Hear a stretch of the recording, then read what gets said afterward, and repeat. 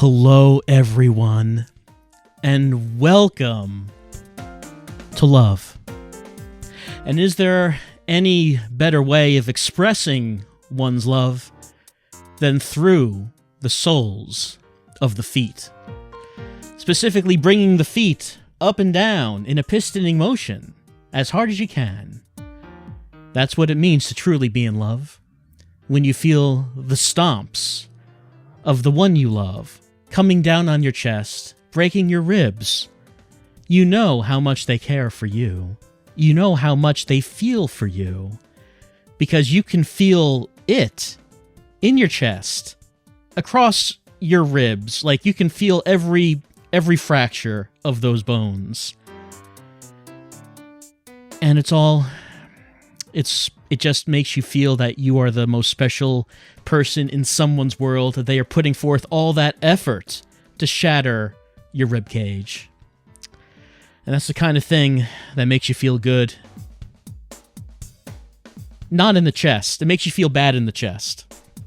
It makes you feel good, like in the brain, I guess, is where that feels good. But what we're doing right now, we are not falling in love, but perhaps Hoku-chan will be falling in love. You might remember Love Stomp. We played it a while back. It is a game featuring, as you can see, standing with his back to us, all mysterious-like. It is Bully Demise. This is a story, a retelling of Bully Demise's time in wrestling school, told from the eyes of Hoku-chan, who also went to wrestling school in the hopes of becoming a superstar. Well, we already played it once, but the reason that we're playing it now, playing it a second time, is because the new version, the final version, has been released. And apparently, I have not played this myself, but apparently one of the main features of the new version is that there is a final timeline. Because you know it's a visual novel, and you know with visual novels, there are multiple timelines, and you have to reach the final one. Well, instead of taking the time to unlock the final timeline, we're using the secret code to hack the game. Hack it to get to that timeline. So, we've already entered the code. We are going to press Start Game, and what might happen then?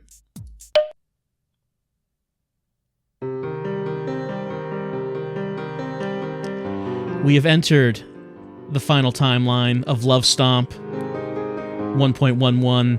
You cannot stomp. Can we stomp or can we not? Could anything stop Bully Demise from stomping? It's hard to imagine, but perhaps something will.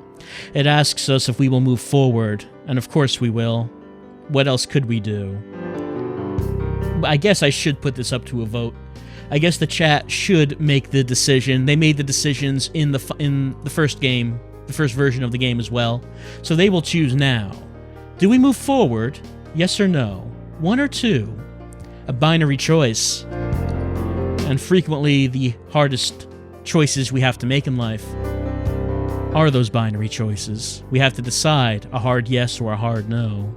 And sometimes we don't have all the information we need to make that choice. Sometimes we wish we could delay it, but we cannot delay it. We only have 30 seconds left, but obviously we will not need it, because one is going to win. Pac-Man, his mouth is closing. The other shards, the other slices, never stood a chance. Well, let us not watch this vor happening in the upper right-hand corner anymore. I'm going to turn that off, and we are going to click yes. Hoku-chan, where is she now? Where are you, Hoku-chan? Oh, no. What is this? Mr. Hogan, where did you go? Who are you? What are you doing to Hulk Hogan? Stop, don't hurt him. I mean, I know I shouldn't be watching this videotape, and he has had some unsavory comments in it, but you shouldn't be doing that to him anyway, but... You wake up with a start, cold sweat dripping down your face. You can tell she is very startled. Her room, very pink. I do remember that the way that our ending in Love Stomp that we got, she decided to drop the Hoku-chan identity, and she she claimed her own. So I don't know where this takes place in the timeline, if this is restarting the game or what. You clutch your Hulk Hogan Wrestle Buddy doll to your chest and try to calm yourself, taking deep breaths.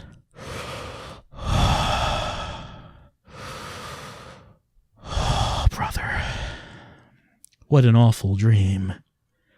It started out just like your favorite recurring dream does, with Hulk Hogan taking you to the fair. Wait, how did they know? But this time, the fair you went to was horrifying and deeply wrong. Suddenly, your classic Hulk Hogan WWF Quartz talking alarm clock goes off. That's right. It's my first day as a freshman at Wrestling High School. You get out of bed and try to shake off the cold dread that your nightmare left behind. You turn your thoughts to the day ahead as you get ready for school and hurry downstairs. You don't want to be late on the first day of school.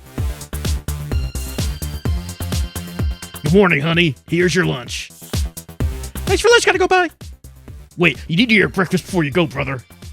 You flail helplessly for a moment before deciding to just put your face on the plate and maneuver the toast so you can pick it up with your mouth. Breakfast acquired. You run out the door.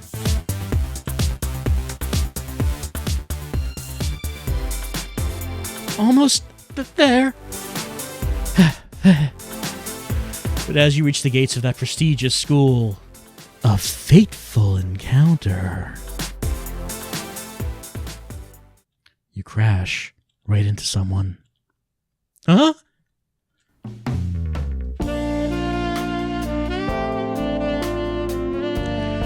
You look up and gaze into the warm, docile eyes of a young man wearing at least 2 fine, shimmering lycra masks.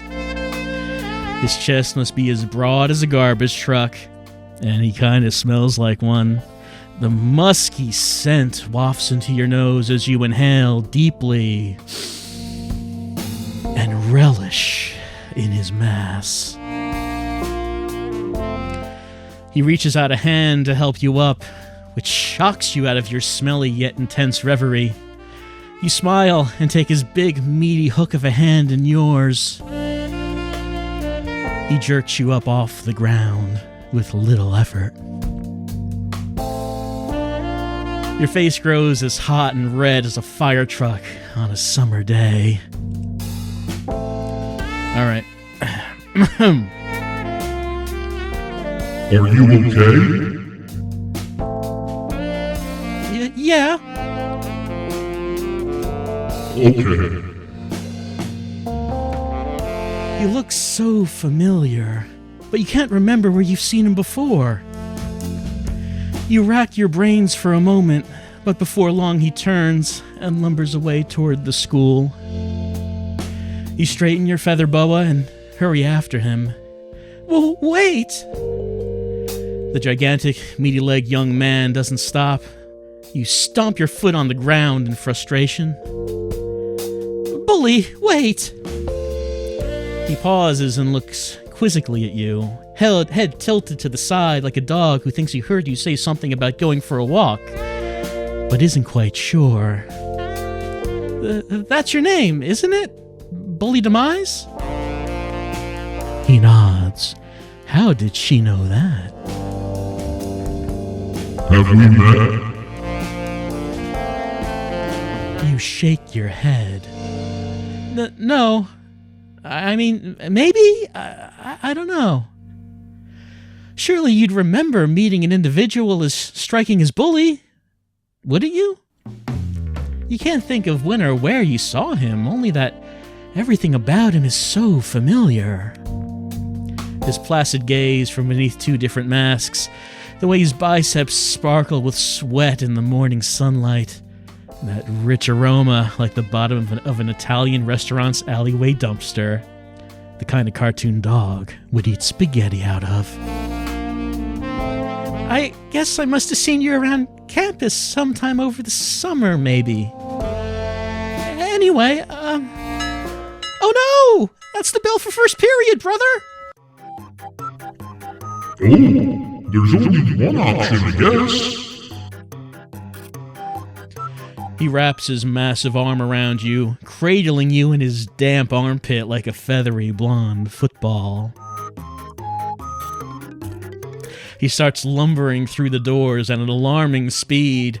His gait is uneven and hulking as he smashes through the hallway and eventually deposits you on the floor of a classroom. Bully, what are you doing here? This isn't your class! Oh, yeah. Bully Demise pushes open the splintered, half-unhinged door and thumps down the hall. Thump, thump, thump. The teacher looks at you. And you? Hulku, sir, I'm Hulku. Hulku, you're late. Try to take more care in the future. Take your seat, please. Yes, of course. You hurry to a seat by the window at the back of the room. But try as you might, you can't seem to focus on the lesson. Your mind keeps drifting to Bully Demise and the immediate bond you felt with him, as if you've been friends all your lives. And how did he know what classroom to go to? Even if you had met before, he clearly doesn't remember you, and you never mention the room number to him.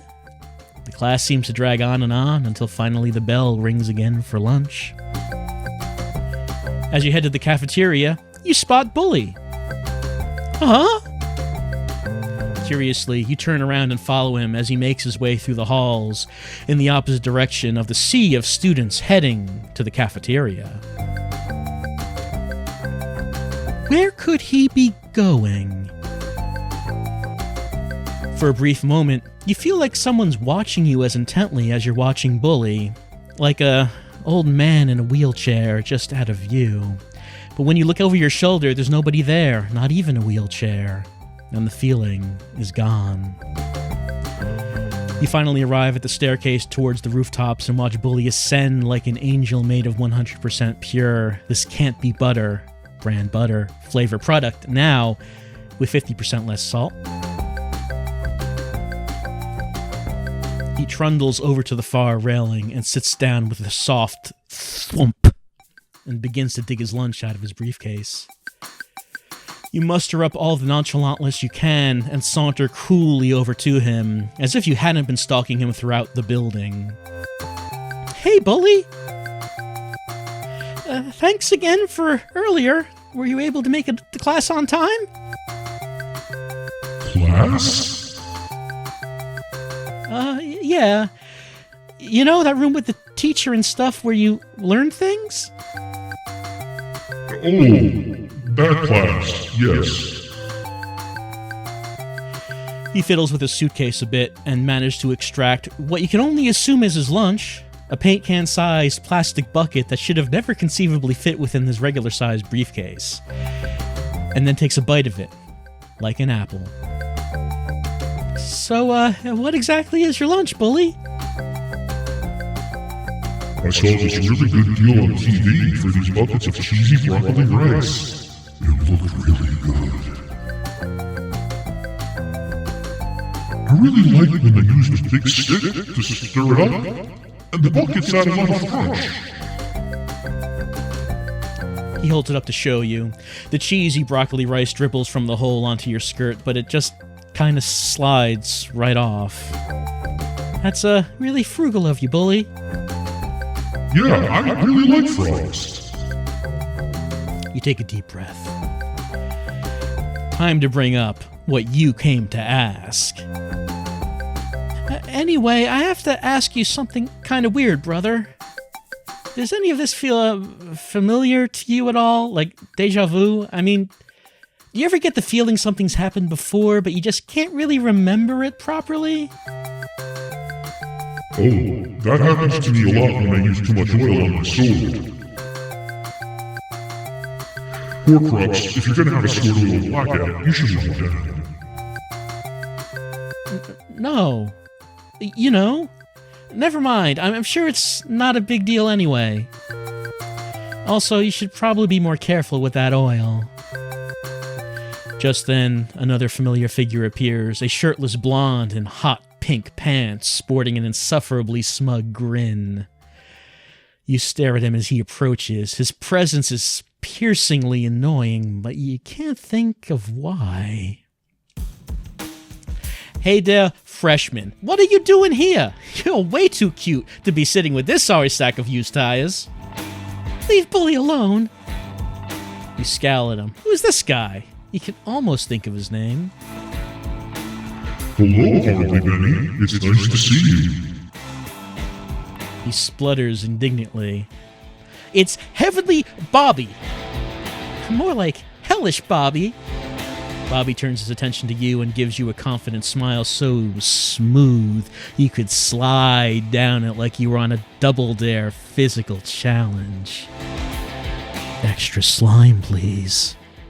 You don't feel particularly enticed to fish the orange flag of charm he's offering to you out of the gallons of whipped cream in the metaphorical swimming pool that is the school rooftop.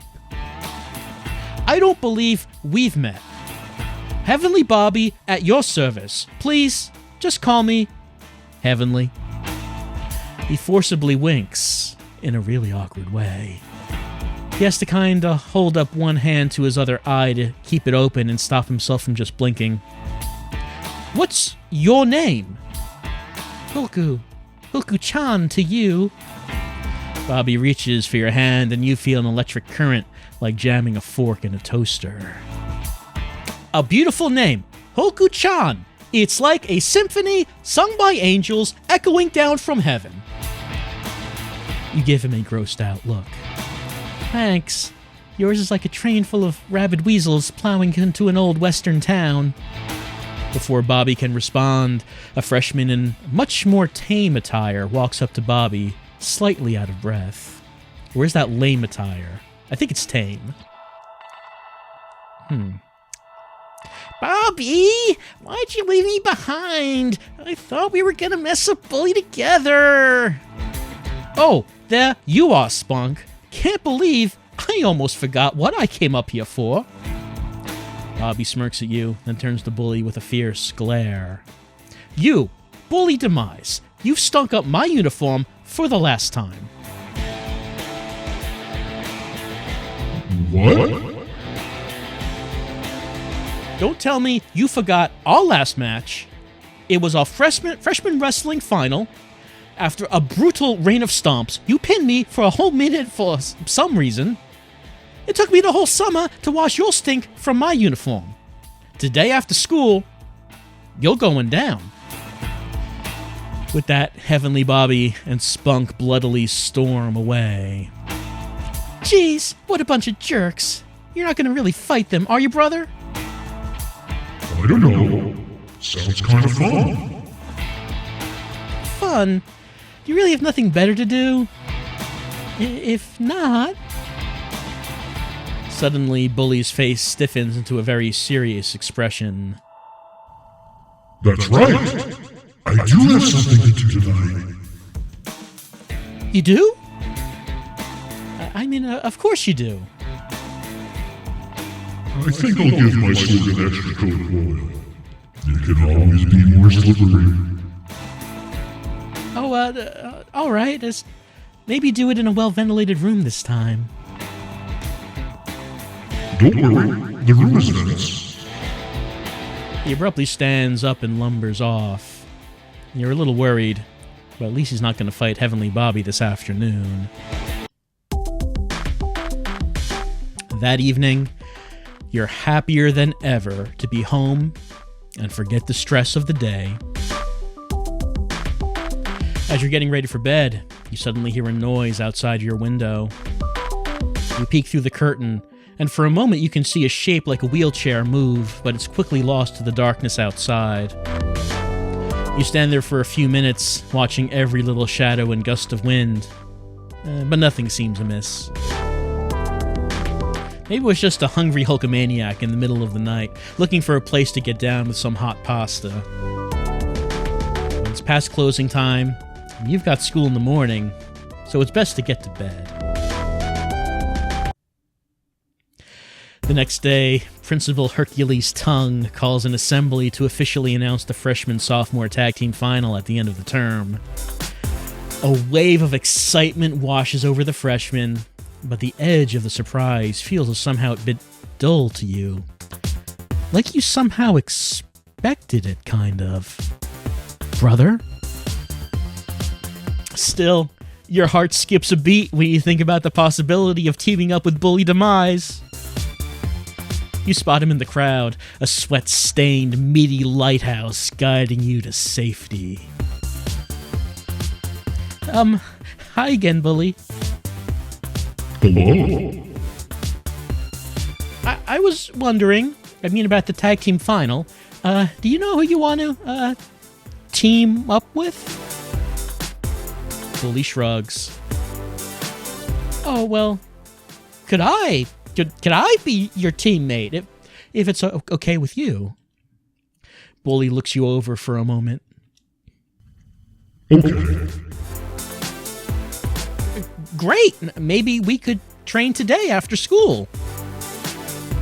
Bully seems agreeable to this, and you hurry off, a spring in your step. That afternoon, you meet Bully in a training room at the gym. Actually, yeah, Felicia hasn't appeared, has she? Maybe she doesn't appear in this timeline. Who can say? You and Bully train together for a while. He even lets you practice some of your moves on him. Though, try as you might to clothesline him, he stays firmly planted like an ancient oak. Finally, the two of you decide to call it quits for the day and start cleaning up a little before heading home, brother. So, Bully, what made you decide to start wrestling?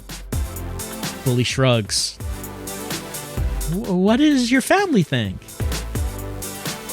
Heck, you know I only found out use the sword. You stare at him uncomprehendingly. The sword? Yes, the sword with the souls of my parents. Henry, you should pay more attention to what people tell you. You're sure you don't remember hearing about this sword thing before? Or did you? Your memories are so muddled lately. Uncomfortable, you decide to change the subject. Sorry. Anyway, Bully, let me ask you something else. What is it you enjoy about wrestling? What do you want to achieve? Well, mostly I want to stomp on people. That part is really fun. But someday... He gets a serious look on his face. You think. It's hard to tell, what with the two masks and all. I want to get the belt. That big, shiny belt. It's like it was made for me. I can hear it calling. Like it's saying, Bully, please wear me and stomp on everyone. That's a great goal, Bully. I bet you can win the belt if you keep working hard. Me, I think I want to become a wrestler to surpass Hulk Hogan. I want to meet Vince McMahon, join the WWE, and entertain a whole lot of fans. Cool. Finally, the two of you start cleaning up until every piece of equipment has been put away and every drop of sweat has been mopped from the floor, and you grab your backpack. I really enjoyed training with you today, Bully. Okay. Maybe we could train more tomorrow after school. Okay. See ya! You bolt from the gym, feeling energized and ridiculously happy. The next day, we learn that wrestle equals good, and pile drivers, and DDT. You need those. And muscles. Today you finally get the chance to start drafting your wrestling attire in costume design class. You'd been thinking about updating your look anyway. Hulk Hogan is cool, but you have some pretty cool ideas of your own. You think back to this cartoon you saw about a girl who kicks aliens in the face and throws her headband at them and stuff like that. You put the finishing touches on your sketch just as Coach Emerson approaches. Hello, Hulku. How's it going? Oh, great.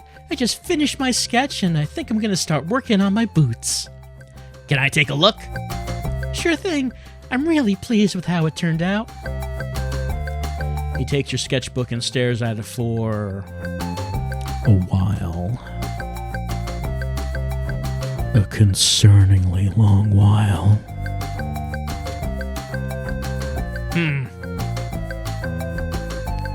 What is it, Coach?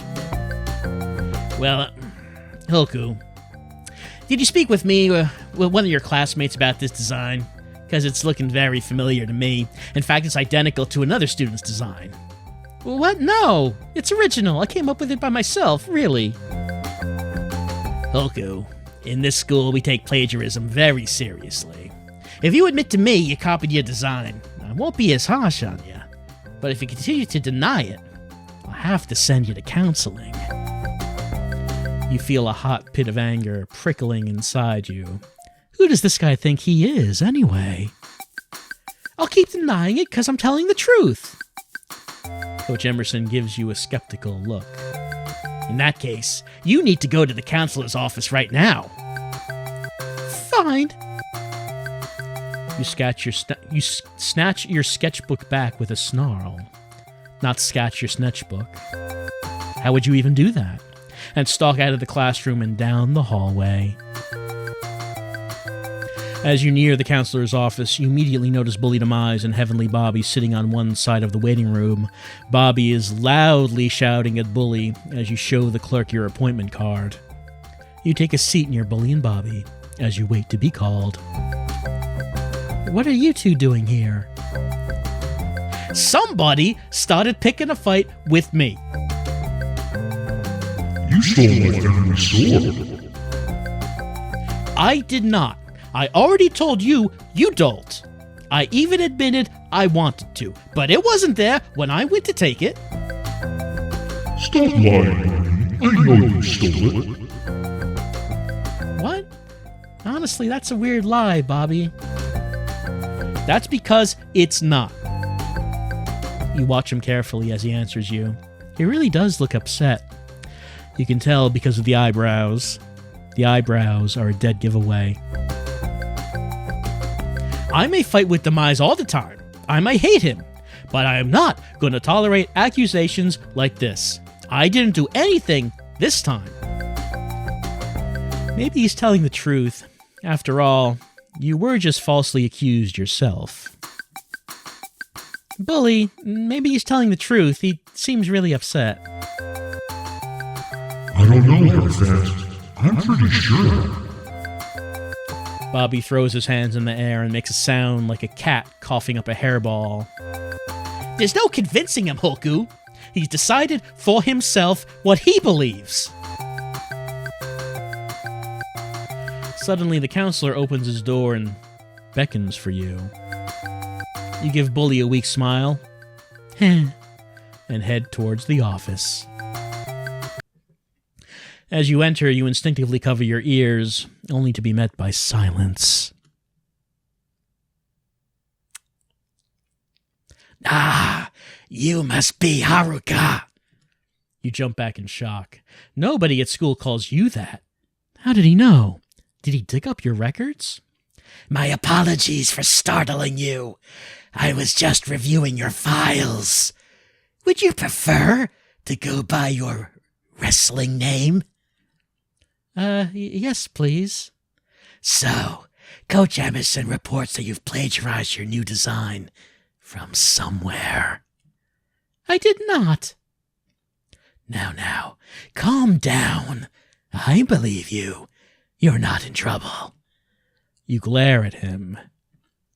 You seem upset. Here, I have this soothing meditation CD here that might help.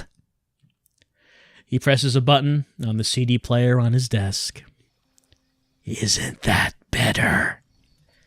Now, I've reviewed the student designs that Coach Emerson sent to me. I believe I understand where his mix-up came from, but he was too quick to jump to such conclusions. Young wrestlers often have similar concepts, and I believe that yours was different enough to indicate that you were not copying anyone. So really, there's nothing to worry about. You sigh in relief. So I can go now? Not yet. There's one other thing that I wanted to bring up. He steeples his fingers and gazes at you. Bully Demise. What about him? I am sure you know by now that he's a troubled boy. I guess he is. Now, Hulku, you're a good student with a promising future. Perhaps you think you've seen some good in him. Perhaps you even think you can change him. But I must warn you, boys like him are not easily swayed. You gawk at him. Is he seriously going to lecture you about your love life? What's going on here? You misunderstand, sir. I think Bully is good at heart. He just doesn't always understand the impact of what he does, brother. Maybe. And ignorance itself is a danger. Now, I won't tell you who you should make friends with. Perhaps you can be of help to Demise. Who am I to say? But I do want you to use discretion and maintain some distance. Don't let him lead you down the wrong path, Hulku. With all due respect, sir, I don't really agree with you. But I understand your point of view, brah. Bully has been alone for so long. He's only had himself to guide his actions. He needs other influences in his life to grow, like that old man in the wheelchair right over there. You can see him, right? Well, it's clear that you've put some thought into this.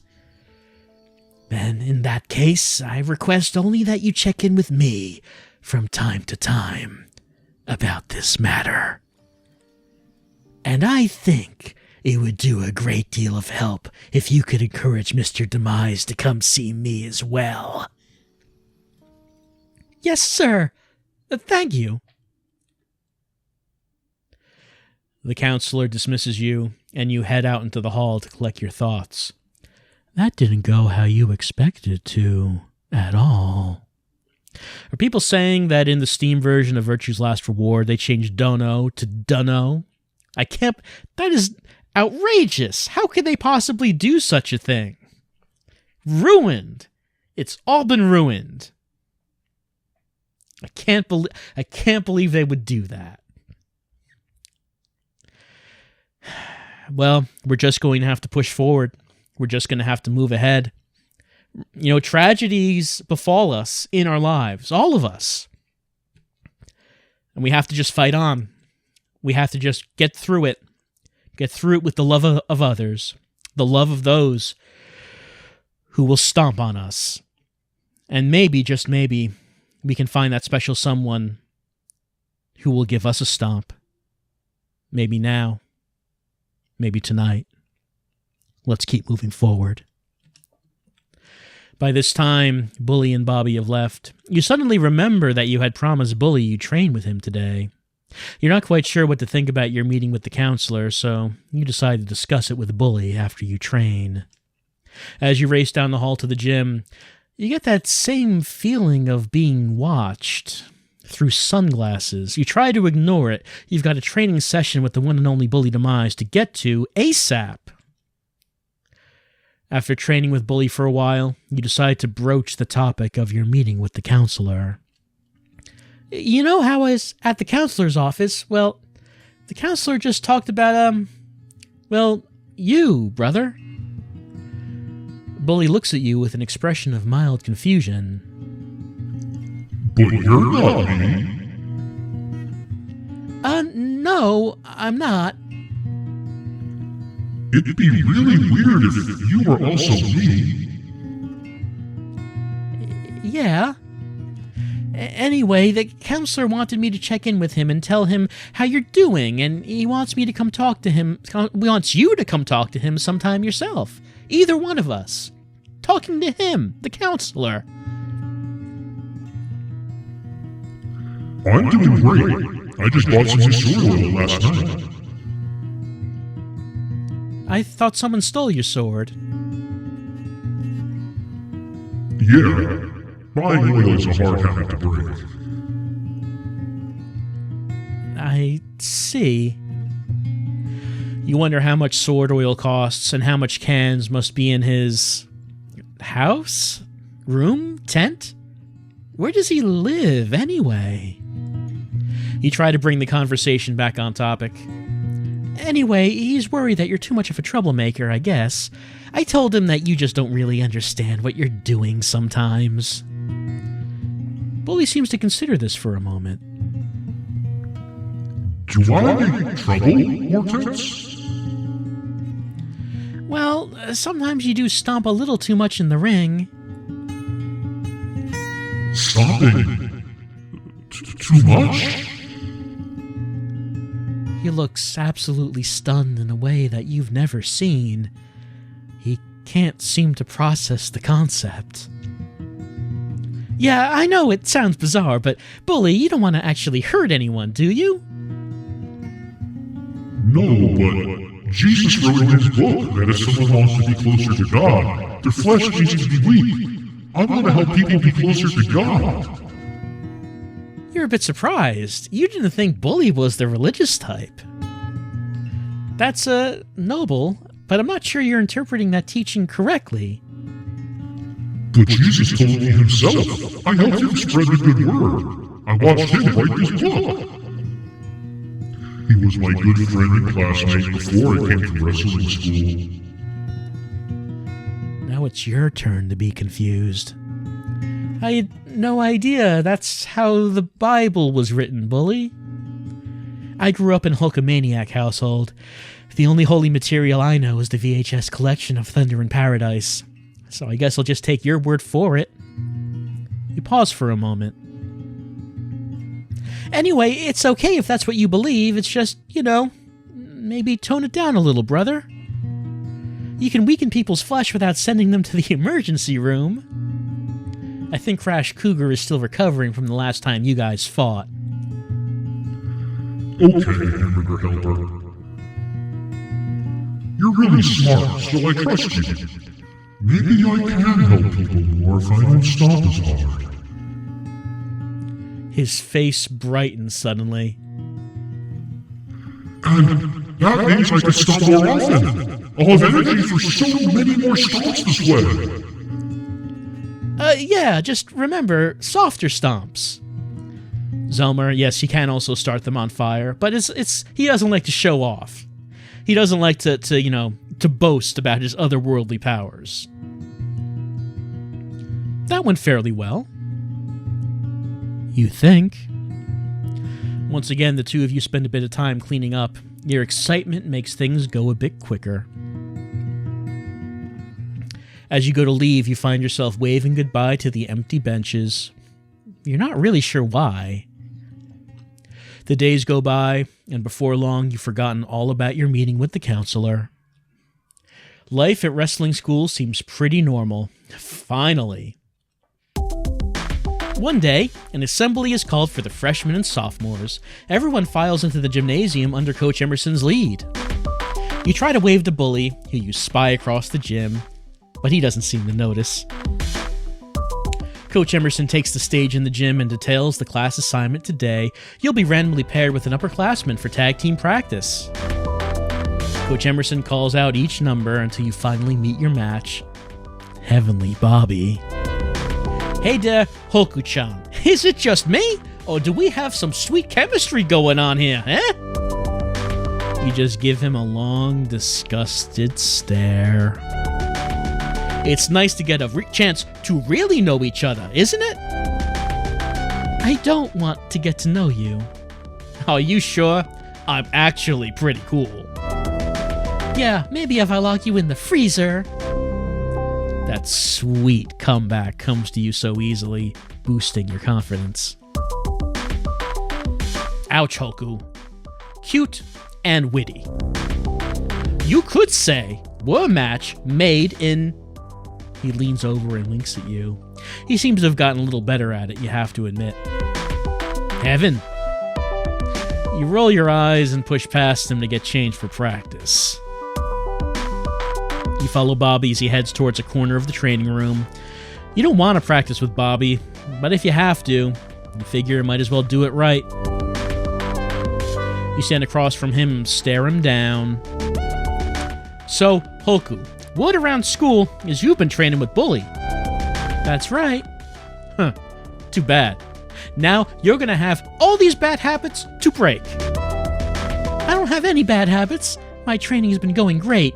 You don't know what you're talking about, brother. Bobby laughs. Just try to keep up with me today, all right? So, do you ever lift? How much? Yeah, I can bench press 850 pounds. Wait, can you? How did you come up with that number? That seems like an awful lot. Like an unrealistic amount of weight. But somehow you're pretty sure you could do it if you tried. Yeah, right. That's like the weight of an adult male California sea lion. Well, something. He smirks at you. I bet you couldn't even lift Bully. Oh, yeah? Hey, Bully! You call out to him across the room, where he's pinning a student in gold face paint. He suddenly looks around the room like a dog looking for a hunt. Come over here for a second, Bully. He looks down at the student, then at Coach Emerson, who has his back turned to your half of the gym, then finally to you. He stumbles off of the freshman and rapidly lumbers across the training room, his weighty footsteps tossing the stacks of spare gym equipment around like a Caesar salad. A few students scramble to escape rogue punching bags.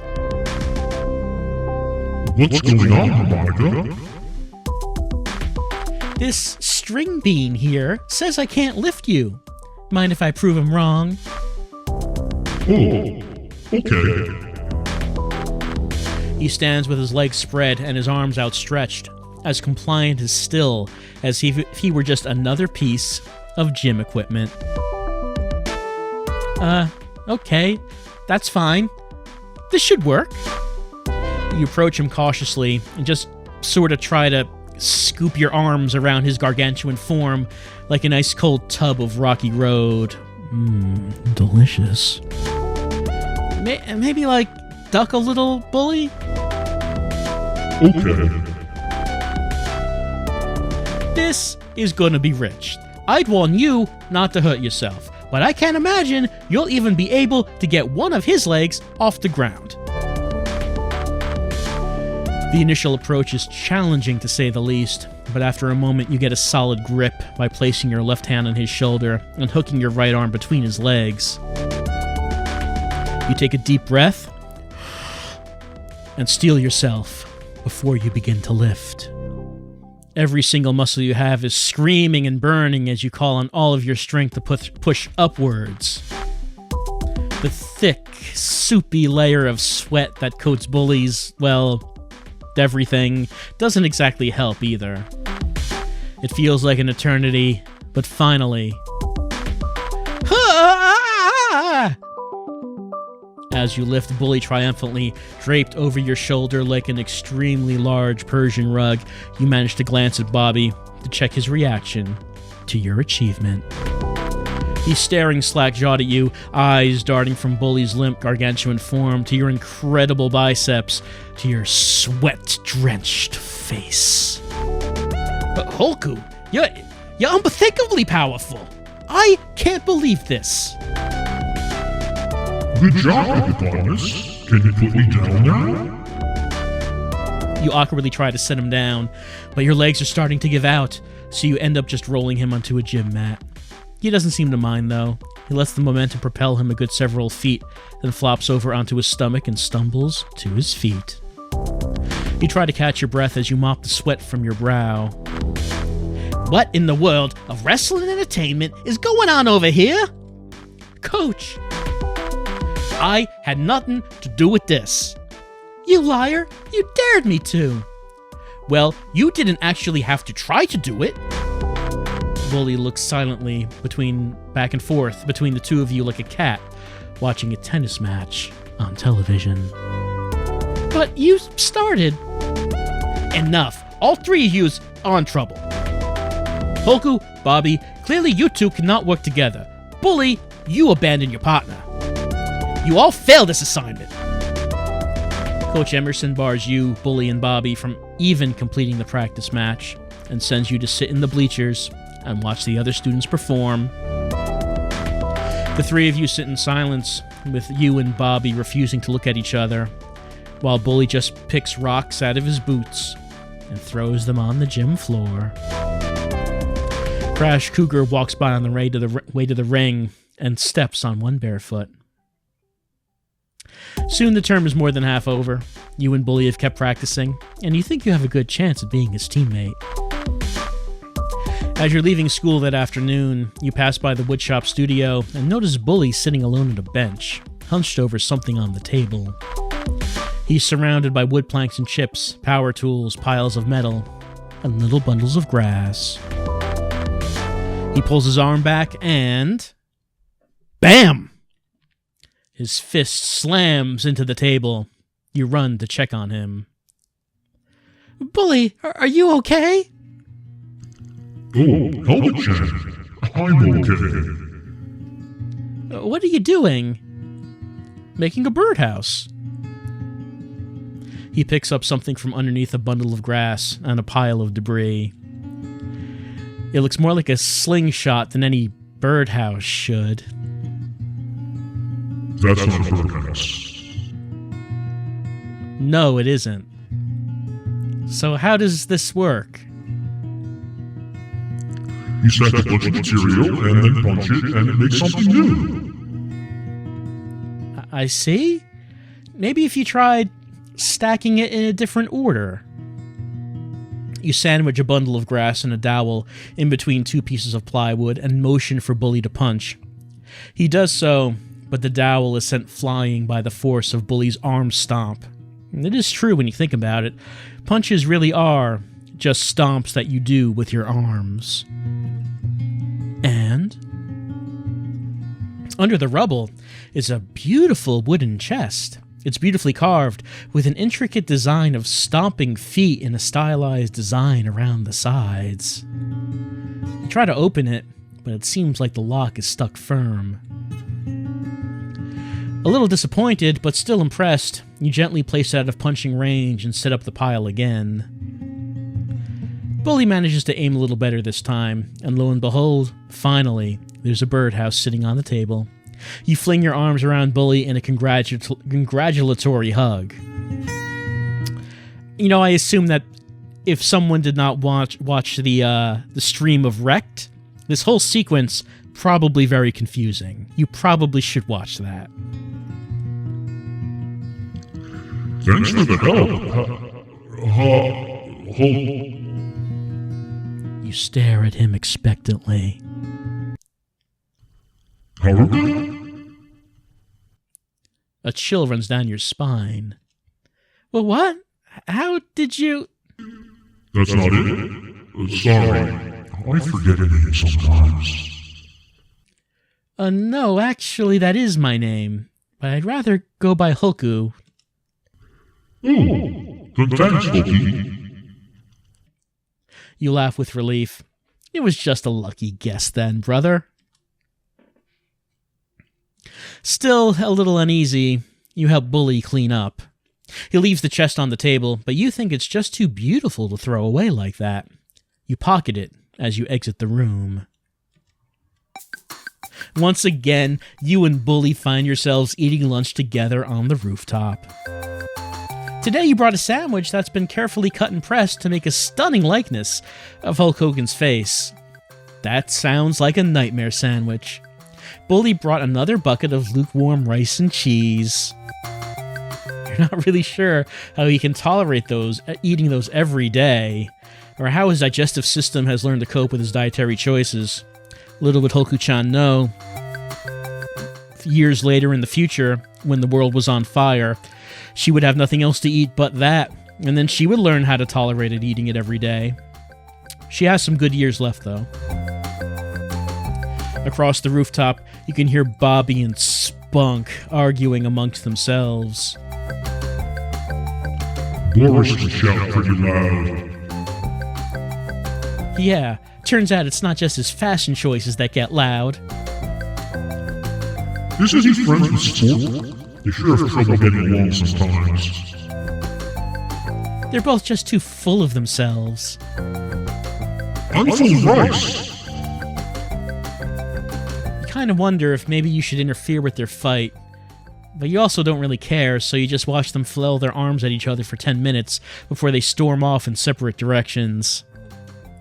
Bobby seems to realize he has to go the same way as Spunk to get off the roof after a second, but just kind of hangs back so he doesn't have to walk by him and feel awkward. You and Bully pick up your things and head down the stairs off the rooftop. As you enter the hallway, you notice someone down the hall staring straight at you. They quickly head around the corner in their wheelchair as soon as you see them. Hey, you go on ahead, Bully. I gotta go check something out. You quickly jog towards the end of the hall and around a corner just as a cloaked figure begins to run. You reach out and manage to grab the hem of the cloak, and they turn to look at you. Their face is completely covered. You can't even see their eyes, but somehow their gaze still pierces you. Suddenly, with one swift motion, they yank the cloak from your grip and disappear. Huh. You're starting to get aggravated with all the weird things going on. But after school that day, you run into Bully while making your way across the courtyard. Hey, Bully! Where you off to? I need to buy some more cod liver oil. I tried to only spend money on sword oil, but I just can't eat sandwiches without a nice 2-liter bottle of cod liver oil.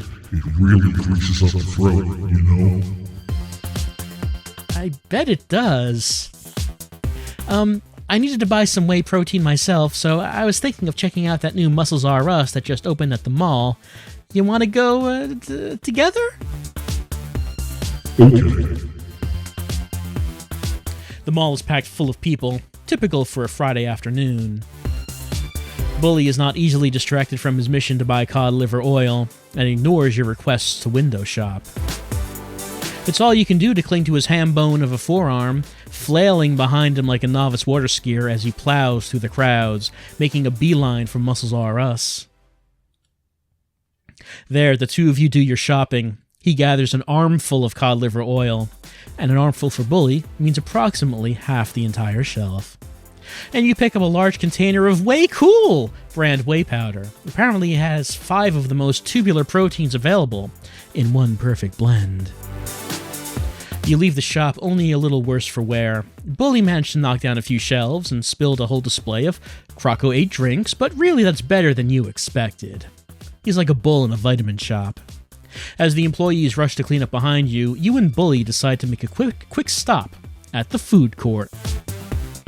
As the two of you make your way through the shops towards the food court, you notice a store that seems packed full of all kinds of things.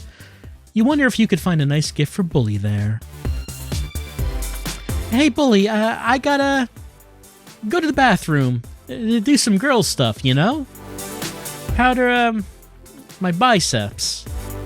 But I'll be right back in a few minutes, okay? Okay. You start walking off in another direction while Bully heads to the food court, waiting until he probably can't notice you anymore before you head towards the store. The precaution isn't necessary, but you'd still really like to surprise him. You start to look through the aisles, keeping your eyes peeled for the perfect gift. What would a guy like Bully want?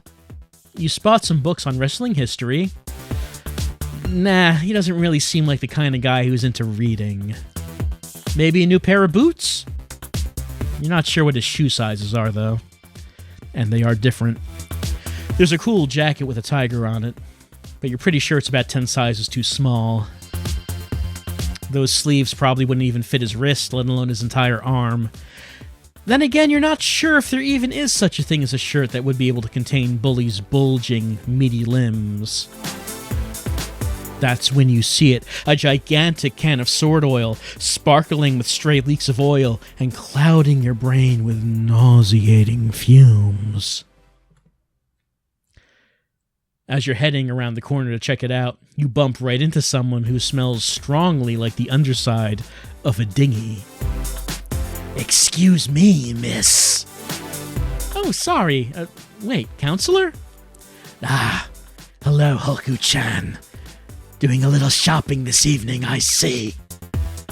Yeah, well, I needed to pick up something for myself and thought I might get a present for a friend. I assume you're here to shop for a shirt, maybe? A friend, you say? That's quite nice of you, Miss Chandler. Would this friend be a young Mr. Demise? Yeah. I don't know what to buy him, though. I was thinking about maybe this. You hold up the can of sword oil. The counselor looks at it appraisingly. Mr. Oily's Oilist brand sword oil. Made with real swords. Interesting. But hasn't Mr. Demise lost his prized sword? Huh? Now that you mention it, I guess he has, but how did you know that? The counselor chuckles. Rumors travel fast around the school. Besides, Demise and Heavenly were fighting about it outside my office. Oh yeah, forgot about all that. Why would you want to get him sword oil? Well, I know he's always buying plenty himself. It seems to be all he cares about sometimes. I think he buys more sword oil than food. Have you seen those buckets he's always eating? Maybe if I get some sword oil for him, he'll have the money to buy other things. I honestly have no idea what you're talking about, but your intentions sound nice, Hulku-chan. I'm sure Mr. Demise will appreciate the gesture. Anyway, nice seeing you. I'm just gonna go pay for this now. Just a moment. I wanted to ask, how is Mr. Demise faring since I last saw you? I haven't seen him in my office recently. Okay, I'll try to remind him. You wave goodbye and head to the checkout counter. The counselor is getting a little too pushy about this for your comfort. If Bully doesn't want to go, you don't want to try to force him. Actually, you're pretty sure you can't force him to do anything, even if you wanted to. He's like the wind. A natural phenomena untamable by human hands. You figure you'll try reminding him to pacify the counselor, but after that, it's not really your business anymore. And I noticed that in that part, we didn't actually get to choose what we buy. That was something that we did in the initial timeline. We got to actually buy stuff. I noticed, though, there haven't been any choices at all in this final timeline. Maybe all the choices have been made for us. Agency ripped out of Hulku-chan's hands. She is just riding the surf of time on her metaphorical surfboard. Time is like a wave, and she's riding it. I assume Hogan was into surfing. I know he liked motorcycles, but probably surfing. He probably tried that at least once. Maybe. You find Bully sitting at a table in the food court, chewing on a napkin. You figure that he just didn't want to be rude and order before you got here. What a gentleman. Here, I got you a present. You dig the sword oil out of your bag and hold it out for him. Wow, another can of sword oil. You're almost as nice as Jesus, Hydrangea. You feel like you were simultaneously given high praise and kind of insulted. The two feelings just kind of consume each other, like an Ouroboros. Thanks? Then again, Jesus never gave me any sword oil. Maybe you're better than Jesus. No, I mean, I don't think buying some sword oil beats being the son of God. Bully looks uncharacteristically deep in thought, as if this were an insurmountable moral quandary for him. Also, what do you mean another can? Like the one I got last week. I didn't give you another can last week. These things cost like $1,000. I can't afford that. I'm pretty sure you did. Well, it doesn't matter. Anyway, I'm glad you like it. You kind of get the impression you're not the only one who's been feeling kind of weird the past few weeks, but you've already tried talking to Bully about it before. It didn't really get anywhere. You keep thinking there's supposed to be someone else here, someone you could talk to. Strange. The first term is gradually approaching its end, and Principal Tongue has organized a dance for the students. You hope Bully's a good dancer. You're determined to ask him. You head through the gym entrance and get your hand stamped at the door. The whole gym is decorated with undersea decor, and there are balloons everywhere. We're gonna make a splash. You wonder where Bully is. Maybe at the snack table? You make a beeline for it. The first thing you notice is a big bowl of punch with fish-shaped ice cubes floating around in it. Coach Emerson is standing guard over the table while eating a cookie. Bully's nowhere to be seen, but then suddenly you're temporarily blinded by the flash of the spotlights bouncing off of a pair of freshly waxed spandex shorts. Hey, Hulku, don't tell me you have no one to dance with. I'm just waiting for Bully to show up. You want to dance with Bully? I don't think he even understands the concept. I, on the other hand, know 5 different styles of waltz and took second place in last year's Just Then. You spot Bully's long head above the crowd. He's here. You push past Bobby, who loses his balance a little and knocks into the punch bowl, which spills all over his shorts. Coach Emerson starts yelling something at him, but you're not really paying attention anymore. You find Bully trudging into the gym, towering over students and faculty alike, his form not unlike a powerful Ent striding straight out of the lush forests of Fangorn. Yes, I too have always imagined Bully as some kind of walking tree. He looks kind of upset, but you're not discouraged. You rush over to him and flash him. Oh, your most charismatic smile. Okay. Bully, hey, let's dance. I can't dance at a time like this, herbivore. Someone stole all of my sword oil. Oh no, that's awful. What are you going to do? Do you know who did it? It must have been Harvest Berry. You blink for a moment as you decode whatever that must mean. You really think Heavenly Bobby would do something like that? I don't know who else would have done it, and he did steal my sword. You're still not sure that's right, but it's useless to argue with Bully. Before you can even respond, he abruptly stomps over to the snack table where Bobby is still dabbing at his shorts. You figure the best course of action is to follow him to make sure that he doesn't cause too much trouble. Hey, smelly Demise, fancy seeing you here. Hoover Burley, I don't know what reason you have to do mean things to me all the time, but you've done the meanest things you can, and I'm very mad.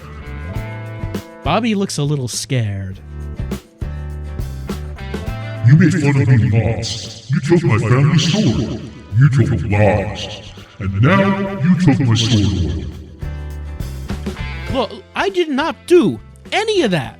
Well, alright, I made fun of you, but I did not steal anything. I have 2 very good friends who do lots of nice things for me. Heathcliff and Jesus Christ. But you're not like them. You're very mean. You are not my friend. But I just want my sword back, so I will ask you to do something. Please fight me during the school finals. If I win, I get my sword back. If I lose, I guess you can keep it. Bobby looks a little cockier now that the immediate threat of terrible stomps has seemingly passed. Fight you? I was planning on that anyway. You never did meet my challenge at the start of the term. Did you forget about that? Because I did not. He stands on his toes to try to look Bully in the eye. He's still about a foot too short. Bully doesn't blink at all. Listen, whatever you think I stole doesn't matter. I have my own revenge to claim. You ruined my original outfit with your gross stench. Do you have any idea how much that cost? My family has yachts to pay for. Bobby laughs obnoxiously as he turns to leave. Ha! Ha! Ha! See you in the ring. Bobby struts off like a puffed-up rooster and disappears into the crowd. Bully stares stoically after him. Then again, he always looks kind of stoic. He's not a real expressive guy. You okay, Bully? No, I won't be until the day I win back the sword. Oh, well, you can for now, right? Let's just enjoy the dance. Don't let that jerk ruin your night. I guess you're right, Halle Berry. Before you can coolly segue into asking him to dance, he lumbers off to a corner of the gym, where he begins to sway gently like a mighty redwood in the coastal forests of Northern California. Apparently he reserves his leg movement for stomps only. You laugh to yourself and start to head towards him, but suddenly you feel someone tightly grab your arm. Haruka. You spin to face the mysterious figure. It's the same one you saw in the hallway that day. Who? You can taste it, can't you? You know this timeline is wrong. The timeline? I can't say much more. Not here, not now. But I have to tell you something, Haruka. Stay in your bully at all times. There are forces working against him. You nod. You're not sure what's going on, but you could have assumed as much yourself, and of course, you're determined to protect Bully. Be cautious, but trust in Principal Tongue. He knows more than he's letting on. Don't be afraid to ask him for advice. But half the things he says are in Japanese. The mysterious figure slides you an a pocket English to Japanese dictionary. But please tell me what's going on here. What do I do? How do I protect Bully? Who are you? They laugh and rest a hand on your shoulder. Don't worry, Haruka. All according to Kaikaku. At least, so far. With that, they disappear, leaving you to ponder their words. You're pretty sure Kaikaku means plan. What's the plan? And who's doing the planning? Suddenly there's an anguished shout, and the crowd of students begins to panic. Spunk pushes his way to Coach Emerson, pale-faced with terror. Crash Cougar has been... He's hurt really bad.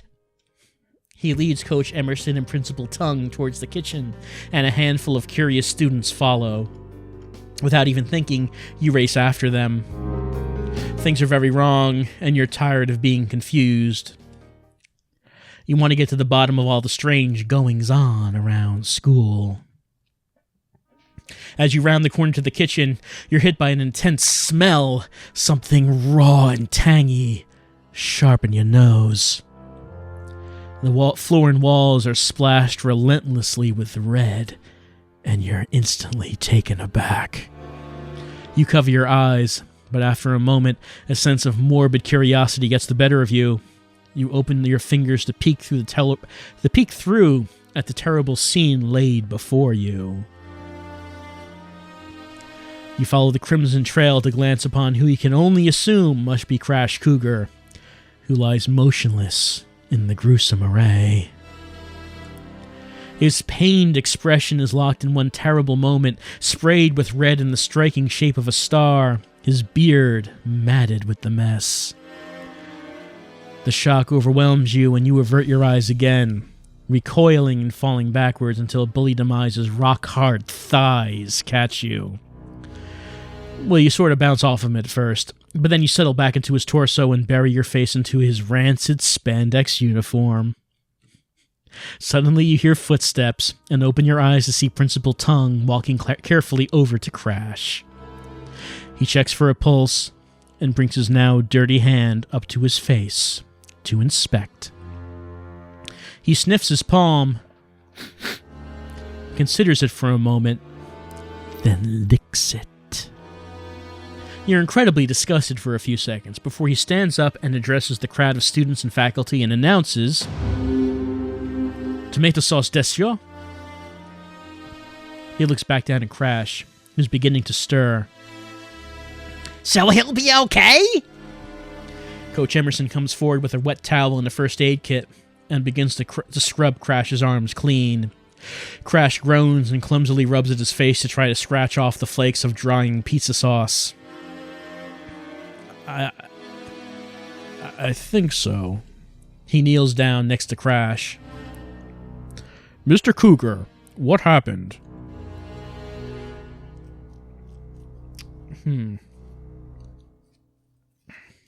I was just about to put the pizzas in the oven when this huge, fully outfitted pro wrestler dude came in and just...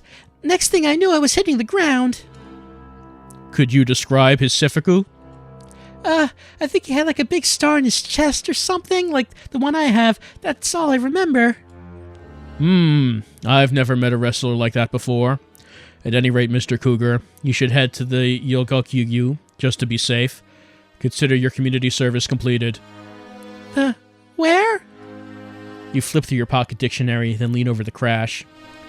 The school nurse. Oh, right. With the help of Coach Emerson and Principal Tongue, Crash manages to stand up and stagger down the hall to the nurse's office. As they leave, you turn to look at Bully, only to find him gone. You glance back over at the mess in the kitchen and find him sitting on the floor there with a mouthful of spaghetti and a raw hunk of pizza dough in each hand. Bully, that's a crime scene. What if there are footprints or fingerprints in there? I haven't tasted any so far. Well, in any case, maybe you should just leave it alone. Come on, let's go back to the gym. Bully shrugs and drops the dough on the tile floor with a wet and follows you as you lead the way out of the kitchen and to the gym. The school staff does their best to calm everyone down, and soon the dance is back in almost full swing, despite the lingering air of uneasiness. As students around you dance and chatter, you just can't do the same. All the strange things that have been going on seem to be coming to a head now, but you still can't make any sense of it. You pace around the dance floor deep in thought, bumping into slightly annoyed students. Coach Emerson comes by and tells you to go out in the hall if you're going to do that. You exit the gym and resume your thoughtful pacing. But suddenly... thud. You hit the floor hard.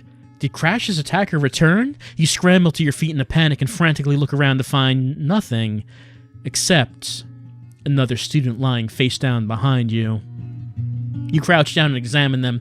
It's Spunk bloodily, and there's a small red star on the back of his neck. He seems to be breathing, though.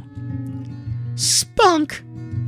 You roll him over on his back and try to gently shake him awake. Spunk, are you okay? Huh? Hulku-chan? Did that guy come back and attack you? Spunk sits up and glares at you. What? No. Can a guy take a peaceful nap on the floor after his pal gets body slammed by a stranger? Oh, but... well, the thing is, Crash had a weird star on his face, and you have a star on your neck. Spunk claps a hand over the back of his neck defensively and scowls at you. It's a birthmark. Mind your own business. What are you, the cops? He pushes you away and stands up. As he walks off down the hall, you hear him angrily grumble something about rude, noisy broads. You sigh and decide just to go back into the gym to find Bully. Maybe you can still get that dance. You find him lounging on a stack of gym mats along the wall and lazily salvaging bits of pizza sauce left on his boots. That's the best place to get leftover pizza sauce. Hey, Bully. What are you doing? Sitting. I tried to get snacks, but Coach and Reboard yelled at me. I don't understand why they leave that big little juice on the table if you don't want people to drink it. You're a little too emotionally exhausted to deal with Bully's shenanigans right now, so you just try to climb up on top of the pile of mats to sit next to him. It's way too high and unstable, and you end up giving up, hands on your knees and a little out of breath. That looks like fun. It's not. Oh. In a rare moment of comprehension and problem solving, he suddenly lifts you up by the armpits and drags you to the top of the stack. Thanks. You sigh and lean back on the mat. You wanted to relax, but you can't stop thinking about how everything since the start of term has been so wrong somehow. You run through everything again for the 100th time, how familiar Bully and Bobby seemed, the sense of being watched around school, and that night at home at the Postomania, the mysterious stranger advising you to go to Principal Tongue. You sit bolt upright and almost fall off the mat. That's it! Bully blinks at you. What's what? You consider telling him about your meeting with the disguised stranger, but maybe it's not the best idea to trust him with sensitive information. Besides, you tried to bring up the strange happenings earlier this term to no avail. Nothing. Sorry. Never mind. I'm pretty sure that it's not nothing. Isn't something always something? If things weren't something, then everything would be nothing.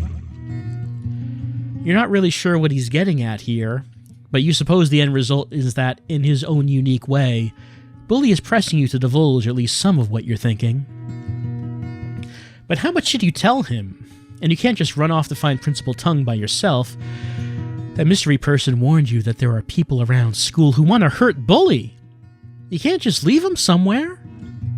He's not defenseless, but you just can't stomach the idea of whoever attacked Crash coming after Bully, especially when he's on his own. I just remembered that I wanted to talk to Principal Tongue about something. I think I should probably go do that now. Oh, okay. Bully lies down on the mat. You could come with me if you want. No thanks, old Lou. You sigh. Of course Bully wouldn't follow you around the school like an obedient little puppy. He just kind of does his own thing, like a really buff cat. Oh, you could talk to Principal Tongue too. You could ask him about the sword. Wasn't it stolen on campus? You should report the theft of your sword and sword oil to him. But helpful Benson is the one who took it. It would probably be useless to bring up the fact that Bully still doesn't actually have any proof of that. You consider another approach. You should ask Principal Tongue to make sure you get matched against Bobby in the tag team final. You guys have your showdown, right? Bully sits up at that, rising from the mat like some sort of Frankenstein's monster, and looks at you intently. You're right. I must make sure the match takes place. Otherwise, the sword. He abruptly pushes himself off the towering pile of mats and starts walking away, taking long, purposeful strides. Wait for me! You carefully jump down to the gym floor and race after him. You burst through the gym floors into the courtyard, just barely able to keep within range of Bully. He's already managed to find Principal Tongue, who seems to be in the middle of talking to Bobby and Spunk. What's wrong, Bully? Trying to complain to the principal about me? It's too late for that. I've already made arrangements for our finals match. Oh, thanks. That's what I was going to do. You don't have time for this. You shove Bobby out of the way. Principal Tongue, I have to talk to you about... For just a moment, you get a feeling like the ground is falling out from beneath you. The air grows cold and bone-chilling wind howls and whips at your skin. You feel like you're in 5 places at once and your head is pounding. What's happening? Yeah. Quickly, we need to get back in the gym and... His words fade as you lose consciousness. When you next open your eyes, it feels like a lifetime has passed somehow. You're dimly aware that you're lying on a cold, hard floor. You experimentally stretch out your limbs, but they're so stiff it hurts. Still, you try to stand. Panic is starting to set in now. Where are you? Where's Bully? Looking around, you realize you're standing in the middle of an industrial kitchen. It's completely empty except for you. Everything has been put away neatly and the cabinets are securely locked. It's eerily quiet, almost like you've broken into someone's house. A heavy, rough voice suddenly floods the room. It takes you a moment to realize it's coming from the loudspeaker. I just have to guess who this might be.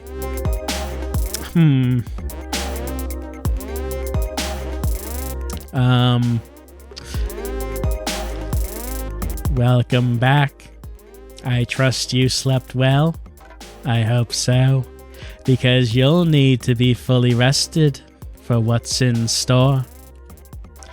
Destiny has brought you all together today, and destiny shall determine the outcome of this night. Who are you? Tonight, the 6 of you shall face a trial.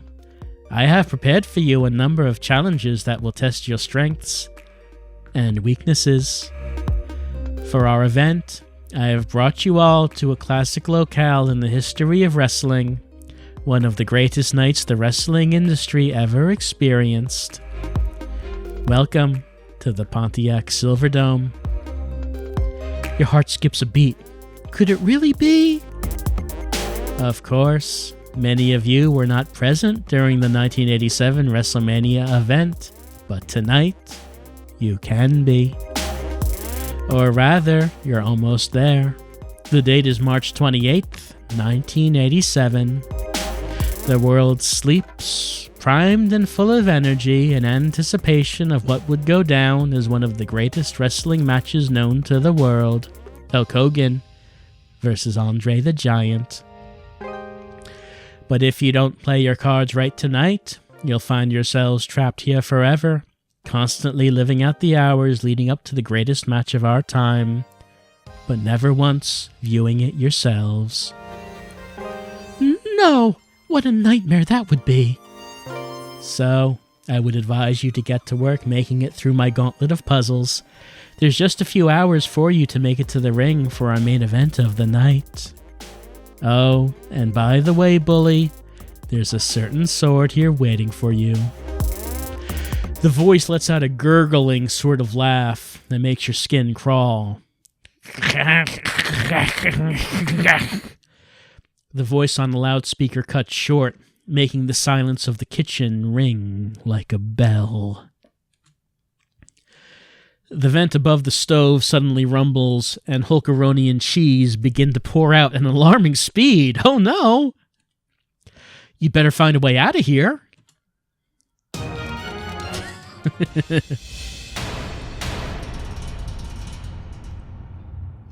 Uh-oh. We have to find our way out. Whoa, a genuine Hulk Hogan Thunder Mixer. The Hulkster endorsed this after missing out on an opportunity for what would become the George Foreman Grill. More Hulkaroni, the Hulkster's first foray into the world of merchandising. Oh hey, it's the original style. We used to serve these at the Pastamania when I was a kid. Too bad the manufacturer stopped making them years ago. We just make them fresh at home now. The Hulk Hogan Ultimate Grill. Hulk Hogan's answer to the George Foreman. I guess the Thunder Mixer couldn't fill the kitchen appliance-shaped hole in his heart. Can't click on the cheese, I guess. Can't click on the range sucker. Huh. The screen just has 4 blank boxes under the words, Timeline of Hogan Products. Try it? Okay, sure. The screen reads, please tap the names of the 4 items in order from least to most recently released. Okay, so Hulkster Cheeseburgers, Hulk Hogan Ultimate Grill, Hulk Hogan Thunder Mixer. We know the Thunder Mixer comes before the Ultimate Grill. Hulkaroni was the original version of Pastamania that they said, and then there's Hulkster Cheeseburgers. Well, chat, which do you think is the first one we need to click? I mean, we've done so little voting in this whole thing. Maybe, or should I not have it to a vote then? Very well. I will just do it myself then. Because, yeah, pasta, appliances, then cheeseburger that did seem to be like it was going to be. Because first he made the pasta, then he made the Thunder Mixer, which failed. The Ultimate Grill was the answer to the George Foreman. And then cheeseburgers. Because Pastamania, there are no more Pastamanias anymore. What a shame. So many people who never got to eat a Pastamania, who will never know the delights of pasta that tastes like Hulk Hogan, is what I assume it was. What else could it have been? You can get pasta anywhere. I can only assume that was the special flavor of Pastamania. It's like Hulk Hogan in your mouth, but noodles.